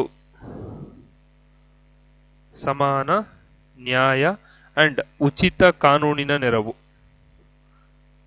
ಉಚಿತ ಕಾನೂನು ನೆರವು ಒದಗಿಸುವಂಥದ್ದು. 39A ವಿಧಿಯನ್ವಯ ಉಚಿತ ಕಾನೂನು ಮತ್ತು ಸಮಾನವಾದ ನ್ಯಾಯವನ್ನ ಒದಗಿಸುವುದು ಮತ್ತು ಪ್ರೋತ್ಸಾಹ ನೀಡುವಂಥದ್ದು ಇಂಪಾರ್ಟೆಂಟ್. ನೆಕ್ಸ್ಟ್ ಇಲ್ಲಿ 41ನೇ ವಿಧಿ ಬರುವಂಥದ್ದು. 41ನೇ ವಿಧಿಯನ್ನ ನಿಮಗೆ ಹೇಳೋದಾದ್ರೆ ಇಲ್ಲಿ ನಿರುದ್ಯೋಗಿಗಳು ಬರ್ತಾರೆ, ವೃದ್ಧರು, ರೋಗಿಗಳು ಮತ್ತು ಅಸಮರ್ಥರು, ದುರ್ಬಲರಿಗೆ ಉದ್ಯೋಗದ ಹಕ್ಕು, ಶೈಕ್ಷಣಿಕ ಹಕ್ಕು ಮತ್ತು ಸಾರ್ವಜನಿಕ ನೆರವನ್ನ ಒದಗಿಸುವಂಥದ್ದು. ಅಂದ್ರೆ ಯಾರು ನಿರುದ್ಯೋಗಿಗಳಿರ್ತಾರೆ, ವೃದ್ಧರಿರ್ತಾರೆ, ಇವ್ರಿಗೆ, ದುರ್ಬಲರು, ಇವ್ರಿಗೆಲ್ಲ ಉದ್ಯೋಗದ ಹಕ್ಕು, ಶಿಕ್ಷಣದ ಹಕ್ಕು ಮತ್ತು ಸಾರ್ವಜನಿಕ ನೆರವನ್ನ ಒದಗಿಸುವಂಥದ್ದು. ಇಲ್ಲಿ ಶೈಕ್ಷಣಿಕ ಉದ್ಯೋಗ ಅಥವಾ ರೋಗಿಗಳಿಗೆ ಮತ್ತು ವೃದ್ಧರಿಗೆ ಹಾಗೂ ನಿರುದ್ಯೋಗಿಗಳಿಗೆ ಇವರಿಗೆ ಒಂದಷ್ಟು ಸೌಲಭ್ಯವನ್ನು ಒದಗಿಸುವಂಥದ್ದು 41ನೇ ವಿಧಿಯನ್ವಯ. ಮತ್ತು ಇಲ್ಲಿ 42ನೇ ವಿಧಿ ಬರುತ್ತೆ. ಇನ್ನೊಂದು 42ನೇ ವಿಧಿ ಬರುತ್ತೆ. 42ನೇ ವಿಧಿ ಅನ್ವಯ ಕೆಲಸ ನಿರ್ವಹಿಸಲಿಕ್ಕೆ ಪೂರಕವಾದಂತಹ ನ್ಯಾಯವಾದ ಮತ್ತು ಮಾನವೀಯ ಸ್ಥಿತಿಗತಿಗಳನ್ನು ಉಂಟು ಮಾಡುವುದು ಹಾಗೂ ಹೆರಿಗೆ ಸೌಲಭ್ಯವನ್ನು ನೀಡುವುದು. ಇದು ಇಂಪಾರ್ಟೆಂಟ್. ಓಕೆ, ಒಂದು ಕೆಲಸ ಮಾಡ್ತಕ್ಕಂತಹ ಜಾಗದಲ್ಲಿ ಎಲ್ಲರಿಗೂ ಸಮಾನವಾದ ನ್ಯಾಯವನ್ನು ಒದಗಿಸಬೇಕು. ಅದು ಬಹಳ ಇಂಪಾರ್ಟೆಂಟ್ ಆಗುತ್ತೆ. ಹಾಗೂ ಮಾನವೀಯ ಸ್ಥಿತಿ ಅಂದ್ರೆ ಮಾನವೀಯತೆ ಅನ್ನೋದು ಇರಬೇಕು ಸರ್. ಮತ್ತು ಹೆರಿಗೆ ಸೌಲಭ್ಯಗಳನ್ನು ನೀಡ್ತಕ್ಕಂಥ ಅಂದ್ರೆ ಒಂದು ಕೆಲಸ ಮಾಡ್ತಕ್ಕಂತಹ, ಈಗ ನಾನಾದ್ರೂ ಆಗ್ಲಿ ನೀವಾದ್ರೂ ಆಗ್ಲಿ, ಎನಿ ಸಿಟಿಸನ್, ಓಕೆ, ನಾನೊಂದು ಕೆಲಸ ಮಾಡ್ತಕ್ಕಂತಹ ಜಾಗದಲ್ಲಿ ನನಗೆ ಸಮಾನವಾದ ನ್ಯಾಯ ಇಲ್ಲ ಅಂದ್ರೆ ಖಂಡಿತವಾಗಿಯೂ ನಾನು ಕೆಲಸ ಮಾಡ್ಲಿಕ್ಕೆ ಆಗಲ್ಲ. ಯಾಕಂದ್ರೆ ನಾನು ಕೆಲಸ ಮಾಡ್ತಾ ಇದ್ದೀನಿ ಅಂದ್ರೆ ಇನ್ನೊಬ್ರು ಯಾರಾದ್ರೂ ಇರ್ತಾರೆ, ಎ ಮತ್ತು ಬಿ ಇರ್ತಾರೆ. ಎ ಮತ್ತು ಬಿ ನಡುವೆ ಬಾಂಡಿಂಗ್ ಇರಬೇಕು. ಓಕೆ, ಮತ್ತು ಬಿಗೆ ಯಾವ ರೀತಿಯಾದಂತಹ ನಾವು ಕೆಲವೊಂದು ಸೌಲಭ್ಯಗಳನ್ನು ಕೊಡ್ತಾರೆ, ಹೇಗೂ ಅದೇ ರೀತಿ ಕೊಡಬೇಕು. ಓಕೆ, ಮತ್ತು ಮಹಿಳೆಯರಿಗೆ, ಅದರಲ್ಲೂ ಮಹಿಳೆಯರಿಗೆ, ಇಲ್ಲಿ ಮಹಿಳೆಯರು ಅಂದಾಗ ಅವರಿಗೆ ಹೆರಿಗೆ ಸೌಲಭ್ಯವನ್ನು ನೀಡ್ತಕ್ಕಂಥದ್ದು ಬಹಳ ಇಂಪಾರ್ಟೆಂಟ್. ಈ ಕರ್ನಾಟಕದ ಇತ್ತೀಚಿನ ಒಂದು ಇದನ್ನ ನೋಡೋದಾದ್ರೆ ಇಲ್ಲಿ ಒಂದು ಕೇಸ್ ಬರುತ್ತೆ. ನಾನು ಆ ಕೇಸ್ನ ಹಂಗೆ ಎಕ್ಸ್ಪ್ಲೈನ್ ಮಾಡ್ತೀನಿ, ಬರೆಯೋದಿಲ್ಲ. ಈ ಹೆರಿಗೆ ರಜೆ ಅಂದ್ರೆ ಗುತ್ತಿಗೆ ನೌಕರರಿಗೂ ಹೆರಿಗೆ ಸೌಲಭ್ಯವನ್ನ ನೀಡ್ಬೇಕಂತೇಳಿ ಇತ್ತೀಚೆಗೆ ಕರ್ನಾಟಕ ಸರ್ಕಾರ ಒಂದು ಇದನ್ನ ಮಾಡಿದೆ, ಜಡ್ಜ್ಮೆಂಟ್ ಅನ್ನ ನೀಡಿತು. ಅಂದ್ರೆ ಈ 2013 ಒಂದು ಆಸ್ಪಾಸ್ನಲ್ಲಿ ಚಳ್ಳಕೆರೆ ಅಂದ್ರೆ ಚಿತ್ರದುರ್ಗ ಇದರಲ್ಲಿ ನೇತ್ರಾವತಿ ಅಂತಕ್ಕಂತಹ ಒಬ್ಬರು ಮಹಿಳೆಯವರು, ಅವರು ಅಕೌಂಟೆಂಟ್ ಆಗಿ ಗುತ್ತಿಗೆ ಆಧಾರದ ಮೇಲೆ ಅವರು ಕೆಲಸವನ್ನ ಮಾಡ್ತಾ ಇದ್ರು. ರಾಷ್ಟ್ರೀಯ ಗ್ರಾಮೀಣ ಆರೋಗ್ಯ ಅಭಿಯಾನದ ಅಡಿ ಕೆಲಸ ಮಾಡ್ತಿದ್ರು. ಈ ಸಮಯದಲ್ಲಿ ಅವ್ರಿಗೆ ಹೆರಿಗೆ ರಜೆ ಬೇಕಾಗಿತ್ತು. ಅವಾಗ ಅವ್ರು ಏನ್ ಮಾಡಿದ್ರು, ಹೆರಿಗೆ ರಜೆಗೆ ಅವರು ಅಪ್ಲೈ ಮಾಡ್ತಾರೆ. ಬಟ್ ಅಲ್ಲಿನ ಜಿಲ್ಲಾಧಿಕಾರಿ ಅದನ್ನ ರಿಜೆಕ್ಟ್ ಮಾಡ್ತಾರೆ. ಯಾಕಂದ್ರೆ ಅದನ್ನ ನಾವು ಹೆರಿಗೆ ರಜೆ ಕೊಡೋಕ್ ಆಗಲ್ಲ, ಯಾಕಂದ್ರೆ ಅದು ನಮ್ಮ ಇದ್ರಲ್ಲಿಲ್ಲ, ಗುತ್ತಿಗೆ ಆಧಾರದ ಮೇಲಿರೋ ಹೆರಿಗೆ ರಜೆಯನ್ನು ನೀಡುವಂತಿಲ್ಲ ಅಂತೇಳಿ ಅವರು ರಿಜೆಕ್ಟ್ ಮಾಡ್ತಾರೆ. ಬಟ್ ಆದ್ರೆ ಈ ಆದೇಶವನ್ನ ಪ್ರಶ್ನಿಸಿ ಮತ್ತೆ ಅವ್ರನ್ನ ಕೆಲಸದಿಂದ ಕೂಡ ತೆಗೆದಾಕಿರ್ತಾರೆ. ಬಟ್ ಈ ಸಮಯದಲ್ಲಿ ಅವರು ನ್ಯಾಯಾಲಯದ ಮೊರೆ ಹೋದಾಗ ಹೆರಿಗೆ ಸೌಲಭ್ಯ ರಜೆ ಕಾಯ್ದೆ ಅಂತೇಳಿ ಒಂದು ಕಾಯ್ದೆ ಬರುತ್ತೆ ಸರ್. ಹೆರಿಗೆ ಸೌಲಭ್ಯ ರಜೆ ಕಾಯ್ದೆ ಅಂತ, ಇಂಪಾರ್ಟೆಂಟ್ ಇದು, ಬರ್ಕಳಿ ರಜೆ ಕಾಯ್ದೆ ಅರೌಂಡ್ 1961. ಇದರಲ್ಲಿ 180 ದಿನಗಳ ಕಾಲ, ಅಂದ್ರೆ 180 ಅಂದ್ರೆ ಅರೌಂಡ್ 6th ಮಂತ್ ನೀವು ಹೆರಿಗೆ ರಜೆಯನ್ನ ಪಡೆಯಬಹುದು ಅಂತೇಳಿ ಈ ಒಂದು ಕಾಯ್ದೆಯಲ್ಲಿ ಇದೆ. ಆದ್ರೂ ಸಹ ಅವರು ಇದ್ ಮಾಡಿದ್ರು. ಆಗ ಅಲ್ಲಿಯ ಜಿಲ್ಲಾಧಿಕಾರಿಗಳು ಅವ್ರನ್ನ ಕೆಲಸದಿಂದ ವಜಾ ಮಾಡಿದ್ರು. ಆದ್ರೆ ಹೆರಿಗೆ ಸೌಲಭ್ಯ ನೀಡ್ತಕ್ಕಂಥದ್ದು ಒಂದು ಸಂವಿಧಾನಿಕ ಹಕ್ಕು, ಹೌದಾ? ಈಗ ಹೆರಿಗೆ ಆದ ತಕ್ಷಣ ಅವ್ರಿಗೆ ರೆಸ್ಟ್ ಬೇಕಾಗುತ್ತೆ. ಯಾಕಂದ್ರೆ ಮಗುನ ಪಾಲನೆ ಮಾಡಬೇಕು, ಎಲ್ಲ ಇದಿರುತ್ತೆ, ರೆಸ್ಟ್ ಬೇಕಾಗುತ್ತೆ. ಆದ್ರೆ ಅವರು ಜಿಲ್ಲಾಧಿಕಾರಿಗಳು ತೆಗೆದಿದ್ದಂತಹ ಅವ್ರನ್ನ ನೌಕರಿಯಿಂದ ವಜಾ ಮಾಡಿದ್ರು. ಬಟ್ ಆದ್ರೆ ಕರ್ನಾಟಕ ಉಚ್ಚ ನ್ಯಾಯಾಲಯ ಅದಕ್ಕೆ ಏನ್ ಮಾಡ್ತಾ, ನೇಮಕಾತಿ ಇದನ್ನ ರದ್ದು ಮಾಡಿ ಇಲ್ಲ ಹೆರಿಗೆ ರಜೆ ಕೊಡಬೇಕು ಅಂತೇಳಿ ಅವ್ರಿಗೆ ಒಂದು ಇದನ್ನ ಜಡ್ಜ್ಮೆಂಟ್ ಅನ್ನ ಕೊಡುತ್ತೆ. ಈ ಒಂದು ಜಡ್ಜ್ಮೆಂಟ್ ನಿಜವಾಗ್ಲೂ ಬಹಳ ಒಳ್ಳೆ ಜಡ್ಜ್ಮೆಂಟ್ ಸರ್. ಯಾಕಂದ್ರೆ ಸಂವಿಧಾನದ ಸುಮಾರು 43ನೇ ವಿಧಿ ಅಡಿಯಲ್ಲಿ ರಾಜ್ಯ ನೀತಿ ನಿರ್ದೇಶಕ ತತ್ವ ಹೆರಿಗೆ ಸೌಲಭ್ಯ ನೀಡ್ತಕ್ಕಂಥದ್ದು ಒಂದು ಇದು ಆಗದೆ. ಅಂದ್ರೆ ಎಲ್ಲಾ ಕೆಲಸಗಾರರಿಗೆ ಸಂವಿಧಾನ 43ನೇ ವಿಧಿ ಏನ್ ಹೇಳುತ್ತೆ ಅಂದ್ರೆ, ಎಲ್ಲಾ ಕೆಲಸಗಾರರಿಗೆ ಜೀವನ ನಿರ್ವಹಣಾ ಕೂಲಿ, ಉತ್ತಮ ಜೀವನ ಮಟ್ಟ ಮತ್ತು ಸಾಮಾಜಿಕ ಮತ್ತು ಸಾಂಸ್ಕೃತಿಕ ಅವಕಾಶಗಳನ್ನ ದೊರಕಿಸಿಕೊಡ್ಬೇಕು. ಅಂದ್ರೆ ಈಗ ಒಂದು ಕೆಲಸಗಾರರಿಗೆ ಜೀವನ ನಿರ್ವಹಣಾ ಕೂಲಿ, ಈಗ ಒಬ್ಬನ ಕೈಲಿ 12 ಗಂಟೆ ನೀವು ಕೆಲಸ ಮಾಡಿಸ್ಬಿಟ್ಟು 400 ರೂಪಾಯಿ ಕೊಟ್ರೆ ಅಲ್ವಾ? 12 ಗಂಟೆ ಕೆಲಸ ಮಾಡ್ತಾ ಇದ್ದಾನಂದ್ರೆ ಯಾವ ಸ್ಪೆಂಡ್ 12 hours ಅರೌಂಡ್ 8 ಅವರ್ ನಿದ್ದೆ ಬೇಕು. 8 ಅವರ್ ನಿದ್ದೆ ಬೇಕು. 12 ಅವರ್ ಕೆಲಸ ಮಾಡಿದ್ದಾನೆ, 12% ಇನ್ನು 4 ಗಂಟೆ ಅವ್ನ ಮನೆಯವ್ರ ಜೊತೆ ಕಳೀತಾನ ಅಥವಾ ರೆಸ್ಟ್ ಮಾಡ್ತಾನೆ, ಇನ್ನೊಂದು ಮಾಡ್ತಾನೆ, ಮತ್ತೊಂದು ಮಾಡ್ತಾನೆ. ಅಟ್ಲೀಸ್ಟ್ ಅವ್ನಿಗೆ ಆ 12 ಅವರ್ ತಕ್ಕಂತೆ ನೀವು ಒಳ್ಳೆ ಸ್ಯಾಲ್ರಿಯನ್ನ ಕೊಟ್ರೆ ಅವನು ಉತ್ತಮ ಜೀವನವನ್ನ ಕಂಡ್ಕೊಳ್ತಾನೆ. ಒಂದು ನೋಡಿ, 43ನೇ ವಿಧಿ ಯಾವ ರೀತಿ ಇದಾಗಿದೆ ಅಂದ್ರೆ, ಒಬ್ಬ ಕೆಲಸಗಾರನಿಗೆ ಕೂಲಿ ಕೊಡಿ ನೀವು, ಅಂದ್ರೆ ಜೀವನ ನಿರ್ವಹಣೆ ಮಾಡ್ಲಿಕ್ಕೆ ಒಂದು ಕೂಲಿಯನ್ನ ಕೊಡಿ. ಆತ ಉತ್ತಮ ಜೀವನ ಮಟ್ಟ ಕಟ್ಟಿಕೊಳ್ತಾನೆ ಹಾಗೂ ಸಾಮಾಜಿಕ ಮತ್ತು ಸಾಂಸ್ಕೃತಿಕ ಅವಕಾಶಗಳನ್ನ ಅವನೇ ದೊರಕಿಸ್ಕೊಳ್ತಾನೆ. ಒಳ್ಳೆ ಪೇಮೆಂಟ್ ಅನ್ನ ಕೊಟ್ರೆ ನಾವು ದೊರಕಿಸ್ಕೊಳ್ತೀವಿ. ಈಗ 1,00,000 ಸ್ಯಾಲ್ರಿ ನನಗೆ ಬರ್ತಾ ಇದೆ ಅಂದ್ರೆ 1,00,000 ಸಂಬಳದಲ್ಲಿ ನಾನು ನನ್ನ ಜೀವನವನ್ನ ಉತ್ತಮವಾಗೂ ಸಹ ಕಟ್ಕೊಳ್ತೀನಿ ಹಾಗೂ ಸಾಮಾಜಿಕವಾಗಿ ಮತ್ತು ಸಾಂಸ್ಕೃತಿಕವಾಗಿ ನನ್ನ ಜೀವನದಲ್ಲಿ ನನಗೆ ಏನು ಅವಕಾಶಗಳು ಬರ್ತಾವೆ ಅದನ್ನ ಒಳ್ಳೆ ರೀತಿಯಲ್ಲಿ ಯುಟಿಲೈಸ್ ಮಾಡ್ಕೊಂಡು ನಾನು ಹೋಗ್ತೀನಿ. ಬಟ್ ಆದ್ರೆ ನೀವು ಅದನ್ನೇ ಕಲ್ಪಿಸ್ಕೊಡ್ಲಿಲ್ಲ ಅಂದ್ರೆ, ಒಂದು ಹೆರಿಗೆ ರಜೆಯನ್ನು ಕೊಡ್ಲಿಲ್ಲ ಅಂದ್ರೆ, ಒಬ್ಬ ಹೆಣ್ಣು ಮಗುವನ್ನೇ ಎತ್ತು ಬಿಟ್ಟು ಮನೇಲಿ ಬರಕ್ಕಾಗತ್ತಾ? ಇಲ್ಲ.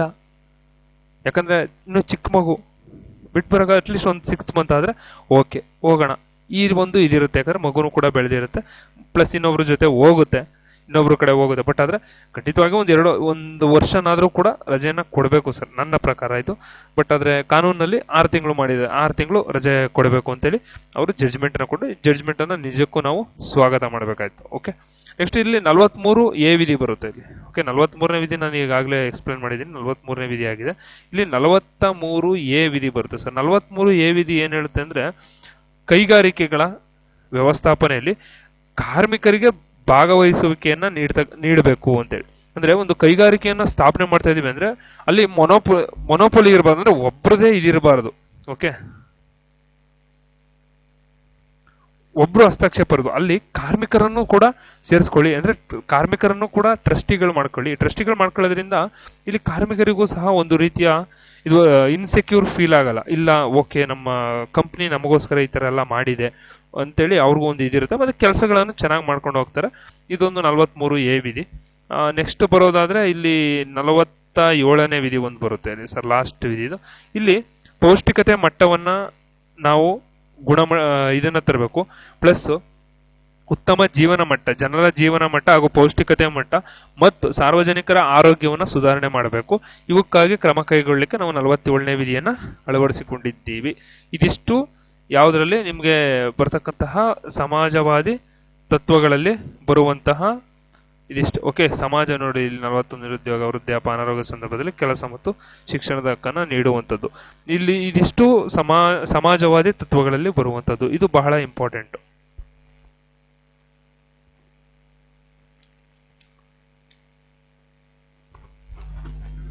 ಈ ಸಮಾಜವಾದಿ ತತ್ವಗಳನ್ನ ನೀವು UPSC ಪರೀಕ್ಷೆಗಳನ್ನ ಏನಾದ್ರೂ ಬರಿತೀವಿ ಅಂದ್ರೆ, KS ಪರೀಕ್ಷೆಗಳನ್ನ ಬರಿತೀವಿ ಅಂದ್ರೆ, ಹಾಗೂ ಇತ್ತೀಚಿನ ಸ್ಪರ್ಧಾತ್ಮಕ ಪರೀಕ್ಷೆಗಳಲ್ಲಿ ಮಾತ್ರ ಇವನ್ನ ಮೆತ್ತಿ ಫಾಲೋಯಿಂಗ್ ಅಲ್ಲಿ ಕೇಳ್ತಾ ಇರ್ತಾರೆ. ಅದರಿಂದ ಸ್ವಲ್ಪ ನೋಡ್ಕೊಳ್ಳೋದು ಬಹಳ ಇಂಪಾರ್ಟೆಂಟ್ ಸ್ನೇಹಿತರೆ. ಇಲ್ಲಿ ನೆಕ್ಸ್ಟ್ ನೋಡೋದಾದ್ರೆ ಗಾಂಧಿ ತತ್ವಗಳು, ಗಾಂಧಿಯನ್ ಪ್ರಿನ್ಸಿಪಲ್ಸ್. ಇವು ಮಹಾತ್ಮ ಗಾಂಧೀಜಿಯವರ ಗ್ರಾಮ ಸ್ವರಾಜ್ಯದ ಕನಸವನ್ನ ಆಧರಿಸಿರುವಂತದ್ದು. ಅಂದ್ರೆ ಗಾಂಧೀಜಿಯವರು ತಮ್ಮ ರಾಷ್ಟ್ರೀಯ ಚಳುವಳಿಯಲ್ಲಿ ಪ್ರತಿಪಾದಿಸಿದಂತಹ ಕೆಲವೊಂದು ಇದನ್ನ ಇಟ್ಕೊಂಡು ನಾವು ಅವರ ಕನಸನ್ನ ಸಾಕಾರಗೊಳಿಸಬೇಕು ಅಂತೇಳಿ ಈ ಒಂದು ಗಾಂಧಿಯನ್ ತತ್ವಗಳನ್ನ, ಗಾಂಧಿ ಪ್ರಿನ್ಸಿಪಲ್ಸ್ ಅನ್ನ ನಾವು ಮಾಡ್ಕೊಂಡಿದೀವಿ. ಇಲ್ಲಿ ನೋಡೋದಾದ್ರೆ ನಾನು ಇಲ್ಲಿ 4 ವಿಧಿಗಳನ್ನ ಹಾಕಿರ್ತೀನಿ. ಯಾಕಂದ್ರೆ ನೀವು ಈ ಸ್ಲೈಡ್ ಅಲ್ಲಿ ಇದಾಕಿದ್ರೆ ನಮ್ಮ ಹುಡುಗರುಗಳು ಬಹಳ ಚಾಳಾಕಿರ್ತಾರೆ ಅಂತ ನನಗೆ ಗೊತ್ತು. ಈ ಸ್ಲೈಡ್ ಅನ್ನ ಫೋಟೋ ಹೊಡ್ಕೊತಾರೆ, ಆರಾಮಾಗಿ ಕುಂತಿದ್ ಮಾಡ್ತಾರೆ. ಅದಕ್ಕೋಸ್ಕರ ನಾನು 4 ವಿಧಿನೇ ಹಾಕಿದ್ದೀನಿ. ಮಿಕ್ಕಿದ್ದನ್ನು ನಾನು ಬರ್ದೆ ಎಕ್ಸ್ಪ್ಲೈನ್ ಮಾಡ್ತಾ ಇದ್ದೀನಿ. ಓಕೆ, ಅದರಿಂದ ಪಾಯಿಂಟ್ ಮಾಡ್ಕೊಳ್ಳಿಕ್ಕೆ ಸಾಧ್ಯ ಆಗಿರ್ಬೇಕು. ಯಾಕಂದ್ರೆ ನೆಕ್ಸ್ಟ್ ನಾನು ನಿಮ್ಗೆ PDF ಹಾಕ್ದಾಗೂ ಕೂಡ ನಿಮ್ಗೆ ಎಲ್ಲಾ ವಿಧಿಗಳನ್ನು ಮೆನ್ಷನ್ ಮಾಡಲ್ಲ. ಇಲ್ಲಿ ಎಷ್ಟು ವಿಧಿಗಳು ಹಾಕಿರ್ತೀನಿ ಅಷ್ಟೇ ವಿಧಿಗಳನ್ನ ಕೊಡ್ತೀನಿ ನಾನು. ಆದ್ದರಿಂದ ನೀವು ಅಪ್ಡೇಟ್ ಮಾಡ್ಕೊತಾ ಇರ್ಬೇಕು. ನೀವು ಅಪ್ಡೇಟ್ ಮಾಡ್ಕೊಳ್ಳೋದು ಯಾವಾಗ? ಆಮೇಲೆ ವಿನಯ್ ಸರ್ ನೋಟ್ಸ್ ಕೊಟ್ಟಿದ್ರು, ನಮ್ಗೆ 4 ವಿಧಿ ಇದೆ. ಗಾಂಧಿ ತತ್ವಗಳಲ್ಲಿ 48ನೇ ವಿಧಿಯನ್ನ ಅವ್ರು ಆಡೇ ಮಾಡಿಲ್ಲ. ಈ ರೀತಿ ನಾನು ನೋಡಿದ್ದೀನಿ ಸರ್, ತುಂಬಾ ನಾನು ಕ್ಲಾಸ್ ಮಾಡ್ಬೇಕಾದ್ರೆ ತುಂಬಾ ನೋಡಿದ್ದೀನಿ ತರ. ಯಾಕಂದ್ರೆ ಸರ್ ನೀವು ನೋಟ್ಸ್ ಕೊಟ್ಟಿದ್ದೀರಿ ನನಗೆ, ನೀವು ನಮ್ಗೆ 48ನೇ ವಿಧಿ ಇಲ್ಲ ಸರ್ ಅಲ್ಲಿ. ಓಕೆ ಅಪ್ಪ, ಇಲ್ಲ ನೀನೇನಕ್ಕೆ ಅಪ್ಡೇಟ್ ಮಾಡ್ಕೊಂಡಿಲ್ಲ ಅದನ್ನ? ಇದು ನನ್ನ ಪ್ರಶ್ನೆ. 48ನೇ ವಿಧಿ ಇಲ್ಲ, ಅದು ನನಗೆ ಚೆನ್ನಾಗಿ ಗೊತ್ತು, ನಾನು ಗೊತ್ತಿದ್ದೆ ಕೊಟ್ಟಿರ್ತೀನಿ ಅದನ್ನ. ಅದು ಅಲ್ದೇನೆ ಹಿಂದೆ ಒಂದು ಪೇಪರ್ ಕೂಡ ಕೊಟ್ಟಿರ್ತೀನಿ, ಯಾಕೆ ಉಳಿದಿದ್ದ ಇದನ್ನ ಆಡ್ ಮಾಡ್ಕೊಳ್ಳಿ ಅಂತ.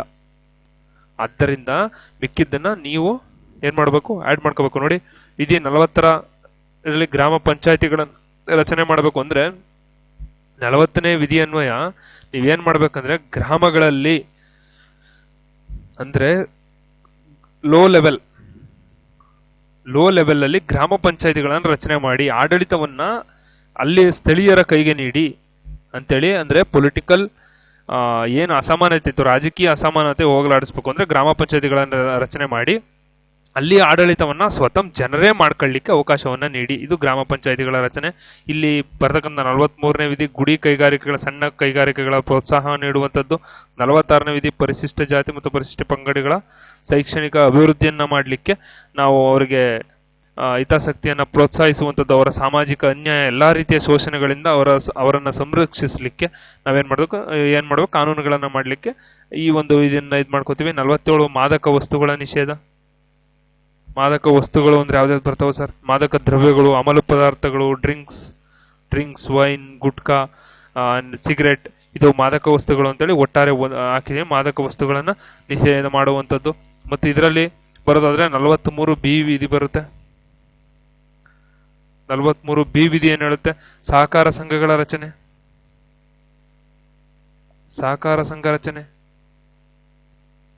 ಸಹಕಾರ ಸಂಘಗಳ ರಚನೆ ಮಾಡುವಂಥದ್ದು.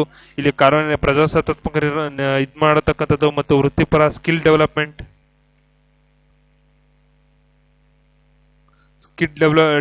ಮಾಡ್ಲಿಕ್ಕೆ ಕೆಲವೊಂದು ಇದನ್ನ ಆರಂಭ ಮಾಡ್ಲಿಕ್ಕೆ 43B ವಿಧಿ ಅವಕಾಶವನ್ನು ನೀಡಿರುವಂಥದ್ದು.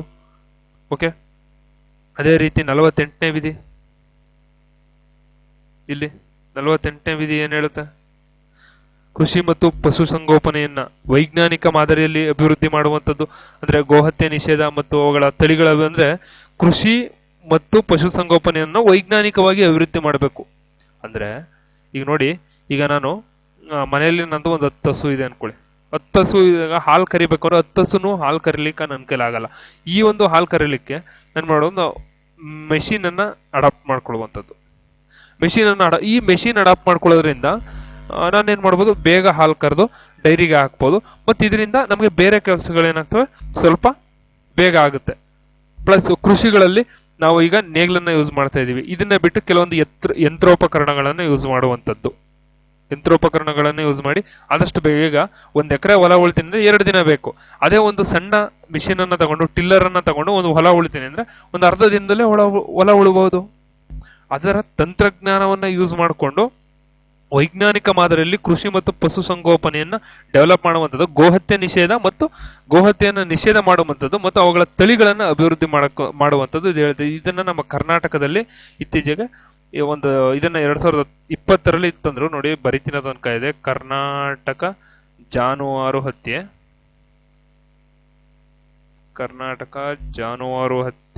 ಪ್ರತಿಬಂಧಕ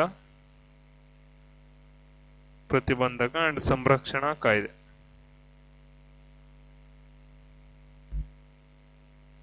2020 ನೋಡಿ, 2020ರಲ್ಲಿ ಈ ಒಂದು ಇದನ್ನ ಜಾರಿಗೆ ತಂದ್ರು. 2021 ಫೆಬ್ರವರಿಯಲ್ಲಿ ಇದನ್ನ ಜಾರಿಗೆ ತಗೊಂಡ್ರು. ಈ ಕಾಯ್ದೆಯನ್ನ ಅಂದಿನ ರಾಜ್ಯಪಾಲರಾದ ವಜುಭಾಯಿ ವಾಲಾರವರು ಅದಕ್ಕೆ ಸೈನ್ ಹಾಕಿ ಅದನ್ನ ಒಪ್ಪಿಗೆ ನೀಡಿದ್ರು. ಇದು ಸಂಪೂರ್ಣವಾಗಿ ಗೋಹತ್ಯೆಯನ್ನ ನಿಷೇಧ ಮಾಡುತ್ತೆ. ಕರ್ನಾಟಕದಲ್ಲಿ ಹಸು, ಕರು, ಹೋರಿ ಆಗಿರ್ಬೋದು ಎಲ್ಲವನ್ನು ಸಹ ನಿಷೇಧ ಮಾಡುತ್ತೆ. ಇಲ್ಲಿ ಏನಾದ್ರೂ ನಾವು ಗೋಹತ್ಯೆಯನ್ನ ಮಾಡಿದ್ರೆ ಸುಮಾರು 3 ವರ್ಷಗಳಿಂದ 7 ವರ್ಷದವರೆಗೆ ಜೈಲು ಮತ್ತು ಜೊತೆಗೆ 50,000ರಿಂದ ಸುಮಾರು 5 ಲಕ್ಷದವರೆಗೆ ದಂಡ ವಿಧಿಸ್ತೀವಿ ಅಂತ ಅವರು ಹೇಳಿರುವಂತದ್ದು. ಈ ಕಾಯ್ದೆ ಸುಮಾರು 13 ವರ್ಷದ ಒಳಗಿನ ಎಮ್ಮೆ, ಕೋಣ ಇವನ್ನು ಸಹ ಕಡಿತಕ್ಕಂಥದ್ದು ನಿಷೇಧ ಮಾಡುತ್ತೆ. ಇದನ್ನ ನಾವು ಕಳ್ಳ ಗೋ ಸಾಗಾಣಿಕೆ ಮಾಡಿದ್ರು ಸಹ ಅದನ್ನ ನಾವು ಈ ಗೋಹತ್ಯೆ ಅಂತೇಳಿ ನಾವು ಪರಿಗಣನೆ ಮಾಡ್ತೀವಿ. ಇಲ್ಲಿ ಹತ್ಯೆಗಳಿಗಾಗಿ ಗೋವುಗಳನ್ನ ವಧೆ ಮಾಡೋದು ಅಥವಾ ಮಾರಾಟ ಮಾಡೋದನ್ನು ಕೂಡ ನಾವು ಈ ಜಾನುವಾರು ಹತ್ಯೆ ಮತ್ತು ಅವುಗಳ ಸಂರಕ್ಷಣಾ ಕಾಯ್ದೆ, ಅಂದ್ರೆ ಅವುಗಳನ್ನ ಹತ್ಯೆ ಮಾಡೋದು ಮಾತ್ರ ವೈಲೇಷನ್ ಅಲ್ಲ, ಅವುಗಳನ್ನ ನಾವು ಮಾರಾಟ ಮಾಡೋದು ಅಂದ್ರೆ ಕಸಾಯಿಖಾನೆಗೆ ಕಳಿಸ್ತಕ್ಕಂಥದ್ದು ಕೂಡ ಒಂದು ಅಪರಾಧವೇ. ಅದಕ್ಕೆ ಸಂರಕ್ಷಣಾ ಕಾಯ್ದೆ ಅಂತೇಳಿ ಕೂಡ ಮಾಡಿರುವಂಥದ್ದು ಸ್ನೇಹಿತರೆ, ಪ್ರಸ್ತುತ ಜಾರಿಯಲ್ಲಿರುವಂಥದ್ದು. ನೆಕ್ಸ್ಟ್ ಇದರಲ್ಲಿ ಉದಾರವಾದಿ ತತ್ವಗಳನ್ನ ನೋಡೋದಾದ್ರೆ, ಉದಾರವಾದಿ ಬೌದ್ಧಿಕತೆ, ಲಿಬರಲ್ ಅಂಡ್ ಇಂಟೆಲೆಕ್ಚುವಲ್ ಪ್ರಿನ್ಸಿಪಲ್ಸ್ ಅನ್ನು ನೋಡೋದಾದ್ರೆ, ಏಕರೂಪ ನಾಗರಿಕ ಸಂಹಿತೆ, ಯೂನಿಫಾರ್ಮ್ ಸಿವಿಲ್ ಕೋಡ್ ವಿಧಿ 44ನೇ ಅನ್ವಯ ಬರುತ್ತೆ. ಇಲ್ಲಿ ಉದಾರವಾದಿ ತತ್ವಗಳನ್ನ ನಾವು ನೋಡೋದಾದ್ರೆ, ನಾನು ಫಸ್ಟ್ ಹೇಳ್ಬಿಡ್ತೀನಿ, 4 ಇದನ್ನ ಹೇಳೋಣ ಫಸ್ಟ್. ಇಲ್ಲಿ ವಿಧಿ 45 6 ವರ್ಷದೊಳಗಿನ ಮಕ್ಕಳಿಗೆ ಶಿಕ್ಷಣ ಮತ್ತು ಆರೈಕೆ, ಫಂಡಮೆಂಟಲ್ ರೈಟ್ಸ್ ಅಲ್ಲಿ ಓದಿದೀವಿ. 6ರಿಂದ 14 ವರ್ಷದ ಒಳಗಿನ ಮಕ್ಕಳಿಗೆ ಶಿಕ್ಷಣವನ್ನ ನೀಡುವಂಥದ್ದು ಕಡ್ಡಾಯ ಅಂದ್ರೆ ಅವರು ಶಿಕ್ಷಣವನ್ನ ನೀಡ್ತಕ್ಕಂಥದ್ದು ಒಂದು ಕಡ್ಡಾಯ ಅನ್ನೋದಕ್ಕಿಂತ ಅವರು ಶಿಕ್ಷಣವನ್ನ ಪಡಿಬೇಕು. ಅವರು ಶಿಕ್ಷಣವನ್ನ ಪಡೆಯುವಂಥದ್ದು ಕೂಡ ಅವರ ಒಂದು ಹಕ್ಕು.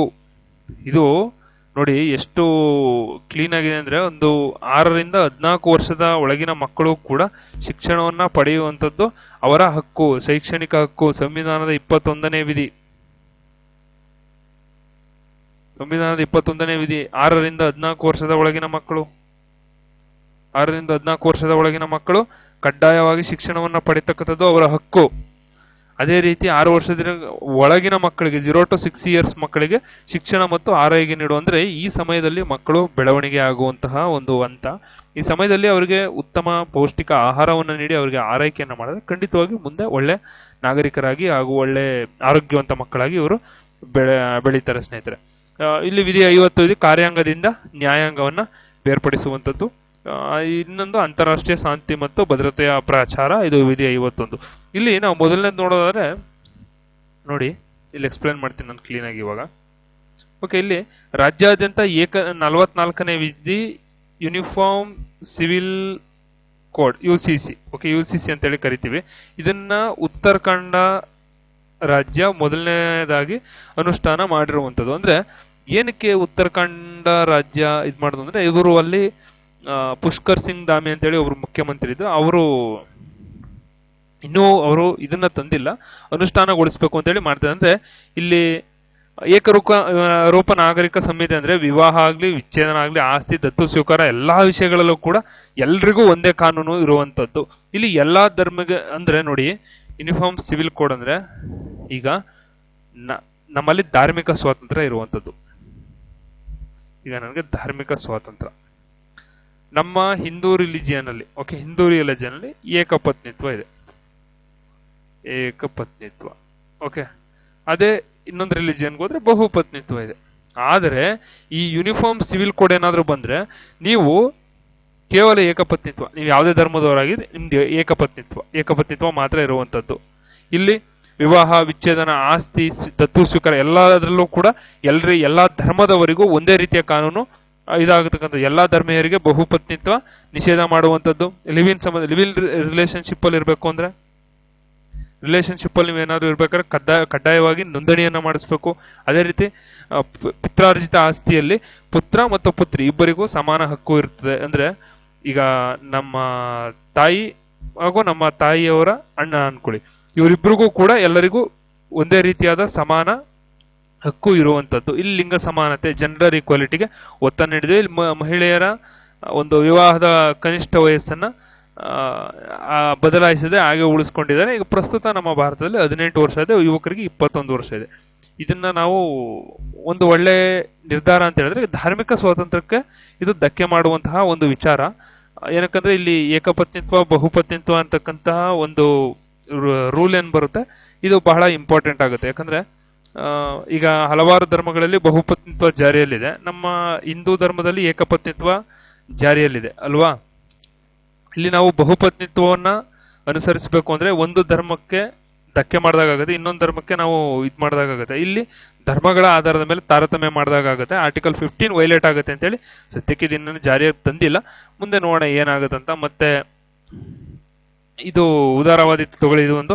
ಮತ್ತೆ 0 to 6 years, ಇದು 45ನೇ ವಿಧಿ ಅನ್ವಯ ನಾನು ಆವಾಗಲೇ ಹೇಳಿದೆ, 0 to 6 years ಮಕ್ಕಳಿಗೆ ನಾವು ಉಚಿತ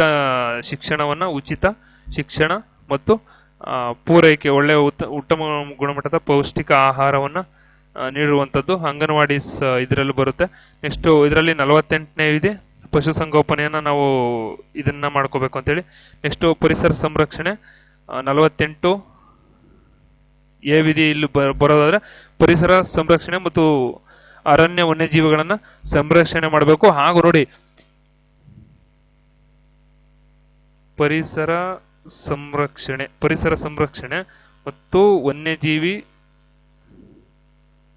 ವನ್ಯಜೀವಿ ರಕ್ಷಣೆ ನೋಡಿ, ಇದು ರಾಜ್ಯ ನೀತಿ ನಿರ್ದೇಶಕ ತತ್ವಗಳಲ್ಲಿ ಬರುತ್ತೆ. ಇದನ್ನ ತೆಗೆದುಕೊಂಡು ಕಾನೂನು ಮಾಡಬೇಕು.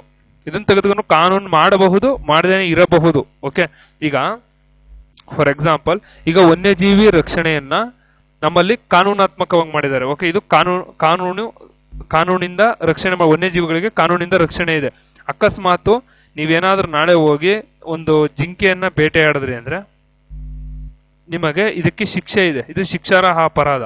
ಫಸ್ಟ್ ಆಫ್ ಆಲ್ ನೀವು ಕಾಡೊಳಗಡೆ ಎಂಟ್ರಿ ಆಗಂಗಿಲ್ಲ. ಪರಿಸರ ಸಂರಕ್ಷಣೆ ದೃಷ್ಟಿಯಿಂದ ಕಾಡೊಳಗಡೆ ಎಂಟ್ರಿ ಆಗಂಗಿಲ್ಲ. ನೀವು ಜಿಂಕೆಯನ್ನ ನಾವು ಬೇಟೆಯಾಡಿದ್ರೆ ನಮಗೆ ಶಿಕ್ಷೆ ಇದೆ. ಅದೇ ನೀವು ಅದು ಕಾನೂನನ್ನ ಮಾಡಿದ್ದಾರೆ. ಓಕೆ, ಅಕಸ್ಮಾತ್ ನಾಳೆ ದಿನ ಇದನ್ನ ತೆಗೆದುಹಾಕಿದ್ರು, okay you can go and ಬೇಟೆ ಮಾಡಿ, ಯು ಕ್ಯಾನ್ ಇದ್ ಮಾಡಿ ಅಂತ ಏನಾದ್ರು ಹೇಳಿದ್ರೆ, ಬೇಟೆ ಆಡಿ ಅಂತ ಹೇಳಿದ್ರೆ, ನೀವು ನಾಳೆ ಹೋಗಿ ಬೇಟೆ ಆಡ್ತೀರಿ. ಅವಾಗ ಪರಿಸರವಾದಿಗಳು ಬಂದು ಇದು ಪರಿಸರ ಇದರಲ್ಲಿ ಪರಿಸರ ಸಂರಕ್ಷಣೆ ಮತ್ತು ವನ್ಯಜೀವಿ ರಕ್ಷಣೆ ಹೇಳಿದರೆ ಆರ್ಟಿಕಲ್ 48A ಅಂದ್ರೆ ಸುಪ್ರೀಂ ಕೋರ್ಟ್ ಏನ್ ಮಾಡುತ್ತೆ, ಓಕೆ, ಆದ್ರೆ ಇದು ಕಾನೂನಾತ್ಮಕವಾಗಿಲ್ಲ. ಯಾಕಂದ್ರೆ ಆಕ್ಟೇ ಇಲ್ಲ. ಆಕ್ಟ್ ಇಲ್ಲ ಅಂದ್ರೆ ಓಕೆ, ಆಕ್ಟ್ ಇಲ್ಲ ಈಗ ಇದನ್ನ ರದ್ದು ಮಾಡಿಲ್ಲ, ಆಕ್ಟ್ ಇಲ್ಲ ಅನ್ಕೊಳ್ಳಿ ನಮ್ಮಲ್ಲಿ. ಓಕೆ, ಶಿಕ್ಷೆ ಕೊಡ್ತಕ್ಕಂತ ಆಕ್ಟೇ ಇಲ್ಲ. ಅವಾಗ ನಾವು ಕ್ವಶನ್ ಮಾಡಕ್ ಬರಲ್ಲ ಅಲ್ಲಿ. ಓಕೆ, ನಾವು ಕ್ವಶನ್ ಮಾಡ್ಲಿಕ್ಕೆ ಬರಲ್ಲ.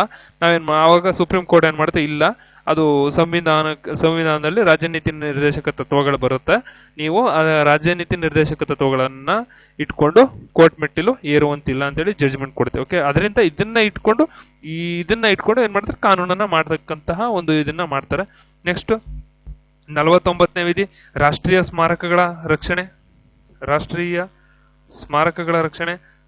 ಈಗ ನಿಮ್ಗೆಲ್ಲ ಗೊತ್ತಿರೋ ಹಂಪೆ, ಐಹೊಳೆ, ಬಾದಾಮಿ, ಪಟ್ಟದಕಲ್ಲು ಇವೆಲ್ಲ ರಾಷ್ಟ್ರೀಯ ಸ್ಮಾರಕಗಳು ಮತ್ತು ಪ್ರೇಕ್ಷಣೀಯ ಸ್ಥಳಗಳು, ವಸ್ತುಗಳ ಅಲ್ಲಿರ್ತಕ್ಕಂತಹ ವಸ್ತುಗಳನ್ನು ರಕ್ಷಣೆ ಮಾಡ್ತಕ್ಕಂಥದ್ದು, ಇವೆಲ್ಲವನ್ನ ಮಾಡಬೇಕಂದ್ರೆ 49ನೇ ವಿಧಿ. ಅದೇ ರೀತಿ ನ್ಯಾಯಾಂಗದಿಂದ ಕಾರ್ಯಾಂಗವನ್ನ ಬೇರ್ಪಡಿಸ್ತಕ್ಕಂಥದ್ದು ಸಂವಿಧಾನದ 50ನೇ ವಿಧಿ. ಓಕೆ, ನ್ಯಾಯಾಂಗದಿಂದ ಕಾರ್ಯಾಂಗವನ್ನ ಬೇರ್ಪಡಿಸ ಸಂವಿಧಾನದ 50ನೇ ವಿಧಿ ಅಂದ್ರೆ ಇಲ್ಲಿ ನಮ್ಮಲ್ಲಿ ನೋಡಿ, ಶಾಸಕಾಂಗ, ನಿಮಿಷ,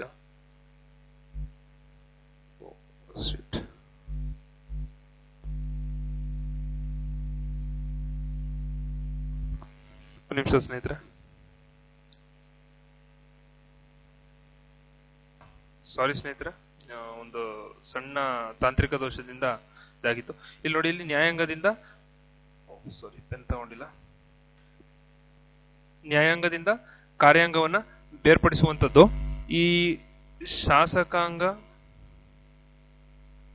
ಕಾರ್ಯಾಂಗ, ನ್ಯಾಯಾಂಗ. ಇಲ್ಲಿ ನ್ಯಾಯಾಂಗವನ್ನ ನಾವು ಫ್ರೀ ಆಗಿ ಬಿಡಬೇಕು. ಶಾಸಕಾಂಗ ಶಾಸನಗಳನ್ನ ಮಾಡುತ್ತೆ, ಕಾರ್ಯಾಂಗ ಅದನ್ನ ಕಾರ್ಯರೂಪಕ್ಕೆ ತರುತ್ತೆ, ನ್ಯಾಯಾಂಗ ಅದನ್ನ ರಕ್ಷಣೆಯನ್ನ ಮಾಡುತ್ತೆ. ಇಲ್ಲಿ ನಾವು ನ್ಯಾಯಾಂಗವನ್ನ ಕಾರ್ಯಾಂಗದಿಂದ ಏನಕ್ಕೆ ಬೇರ್ಪಡಿಸ್ಬೇಕು ಅಂದ್ರೆ, ಈ ಕಾರ್ಯಾಂಗದಲ್ಲಿ ಕೆಲವೊಂದು ಶಾಸನಗಳನ್ನ ಮಾಡಿ ಇಂಪ್ಲಿಮೆಂಟ್ ಏನೋ ಮಾಡ್ತಾರೆ, ಆದ್ರೆ ಅದು ಮುಂದಿನ ದಿನಗಳಲ್ಲಿ ವೈಲೇಷನ್ ಏನಾದ್ರೂ ಆದಾಗ ಇದನ್ನೇನಾದ್ರು ನಾವು ಬೇರ್ಪಡಿಸಿಲ್ಲ ಅಂದಿದ್ರೆ ಇವರ ಪರವಾಗಿ ಜಡ್ಜ್ಮೆಂಟ್ ಕೊಡಿ ಅಂತ ಇವ್ರು ಒತ್ತಡ ಹಾಕಬಹುದು. ಆದ್ರಿಂದ ನಮ್ಮಲ್ಲಿ ಜುಡಿಷಿಯಲ್ ಅಂತ ನ್ಯಾಯಾಂಗ ಅಂತಕ್ಕಂಥದ್ದು ಫುಲ್ ಫ್ರೀಡಮ್ ಆಗಿರುವಂತದ್ದು. ಆದ್ದರಿಂದ ಕಾರ್ಯಾಂಗದಿಂದ ನ್ಯಾಯಾಂಗವನ್ನ ಬೇರ್ಪಡಿಸ್ತಕ್ಕಂತಹ ಒಂದು ಇದನ್ನ ಇಲ್ಲಿ ನೀಡಿದ್ದಾರೆ. ಇದನ್ನ ಬಹಳ ಇಂಪಾರ್ಟೆಂಟ್. ವಿಧಿ 51ರ ಅನ್ವಯ ಇಲ್ಲಿ ನಾವು ಅಂತಾರಾಷ್ಟ್ರೀಯ ಶಾಂತಿ ಮತ್ತು ಭದ್ರತೆಯನ್ನ ಕಾಪಾಡಿಕೊಂಡು ಬರುವಂತದ್ದು. ಈಗ ಫಾರ್ ಎಕ್ಸಾಂಪಲ್, ನಮ್ಮ ನೆರೆಯ ರಾಷ್ಟ್ರ, ಬಹಳ ಬ್ಯೂಟಿಫುಲ್ ರಾಷ್ಟ್ರ ಪಾಕಿಸ್ತಾನ್. ಓಕೆ, ನನಗೆ ನಿಜವಾಗ್ಲೂ ಅದನ್ನ ನೆನೆಸ್ಕೊಂಡಾಗೆಲ್ಲ ನಗು ಬರುತ್ತೆ ಪಾಕಿಸ್ತಾನ ನೆನೆಸ್ಕೊಂಡ್ರೆ. ನೋಡಿ, ಇಲ್ಲಿ ಅವರು ಎಷ್ಟೇ ಇದನ್ನ ಮಾಡಿದ್ರು ನಾವು ಶಾಂತಿ ಮಂತ್ರವನ್ನೇ ಪಠಣ ಮಾಡಿ. ಏನಕ್ಕಂದ್ರೆ ನೋಡಿ, ಯುದ್ಧ ಎಂತಕ್ಕಂಥದ್ದು ಸೊಲ್ಯೂಷನ್ ಅಲ್ಲ.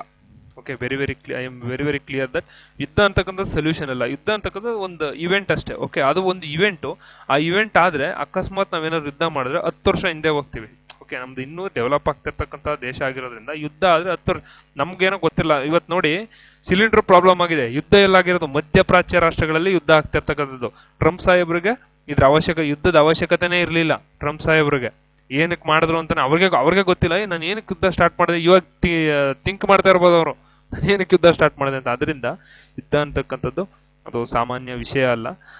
ನಾನು ಏನ್ ಹೇಳಕ್ ಇಷ್ಟಪಡ್ತೀನಿ ಅಂದ್ರೆ, ಇಲ್ಲಿ ಯುದ್ಧ ಮಾಡೋದು ಇದಲ್ಲ. ಓಕೆ, ಅಂತಾರಾಷ್ಟ್ರೀಯ ಶಾಂತಿಯನ್ನ ಈಗ ನಾವು ಪಹಲ್ಗಾಮ್ ಅಟ್ಯಾಕ್ ಆದಾಗ ನಾವು ಯಾವುದೇ ಪಾಕಿಸ್ತಾನದ ನಾಗರಿಕರ ಮೇಲೆ ದಾಳಿ ಮಾಡಿಲ್ಲ.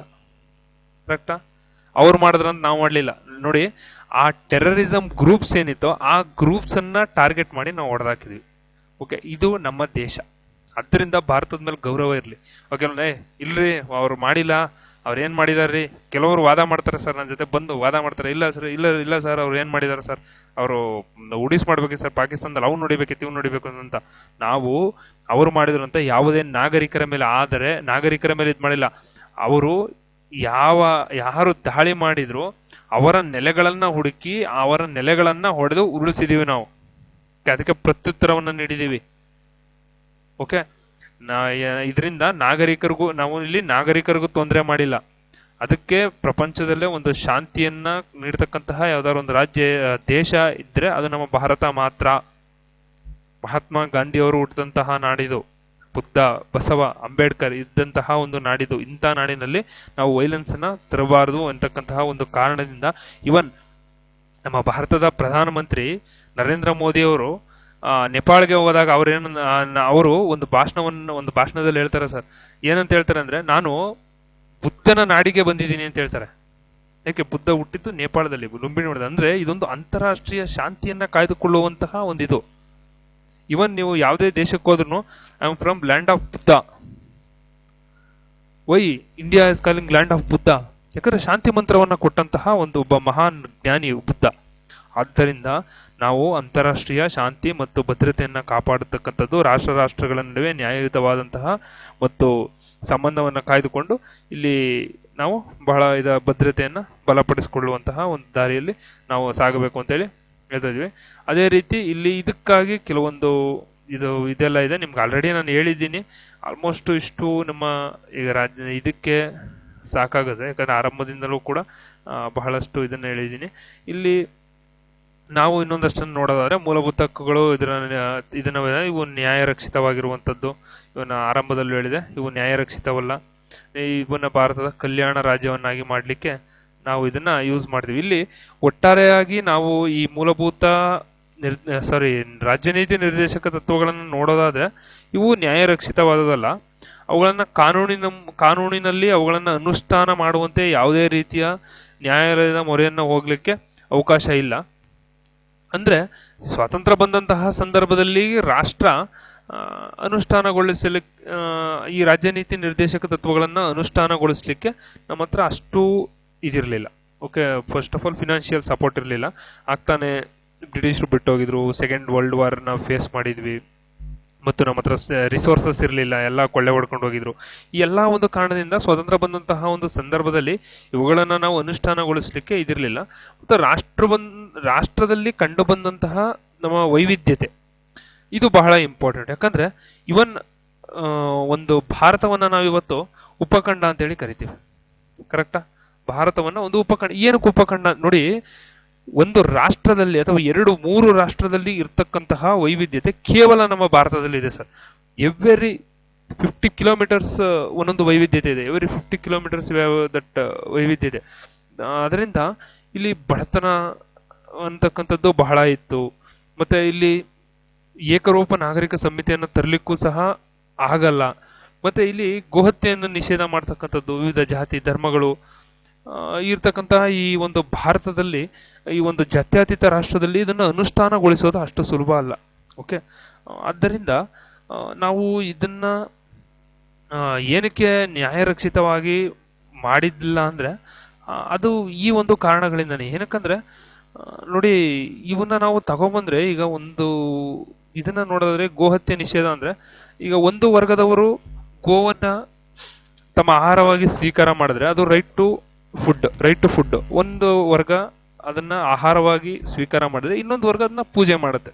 ಓಕೆ, ನಾನಿಲ್ಲಿ ಯಾವುದೇ ಧರ್ಮಗಳ ಹೆಸರನ್ನ ಮೆನ್ಷನ್ ಮಾಡ್ತಲ್ಲ, ನೀವು ತಿಳ್ಕೊಳ್ಳಿ ಅದ್ರ ಬಗ್ಗೆ ಏನಾದ್ರು ಇದ್ರೆ. ನಾನು ಅದಕ್ಕೆ ನಿಮ್ಗೆ ಈ ರೀತಿ ಹೇಳ್ತಾ ಇದ್ದೀನಿ. ಇಲ್ಲಿ ನಾವು ನೋಡಿ, ಈ ತರ ಇರ್ತಕ್ಕಂತಹ ಒಂದು ವೈವಿಧ್ಯತೆಯ ರಾಷ್ಟ್ರದಲ್ಲಿ ನಾವು ಏಕರೂಪ ನಾಗರಿಕ ಸಂಹಿತೆಯನ್ನು ಜಾರಿಗೆ ತರಲಿಕ್ಕಾಗಲ್ಲ. ಬಹುಪತ್ನಿತ್ವ ಜಾರಿಗೆ ಇರ್ತಕ್ಕಂತಹ ಇದರಲ್ಲಿ ಏಕಪತ್ನಿತ್ವ ಜಾರಿಗೆ ತರಕ್ ಆಗಲ್ಲ.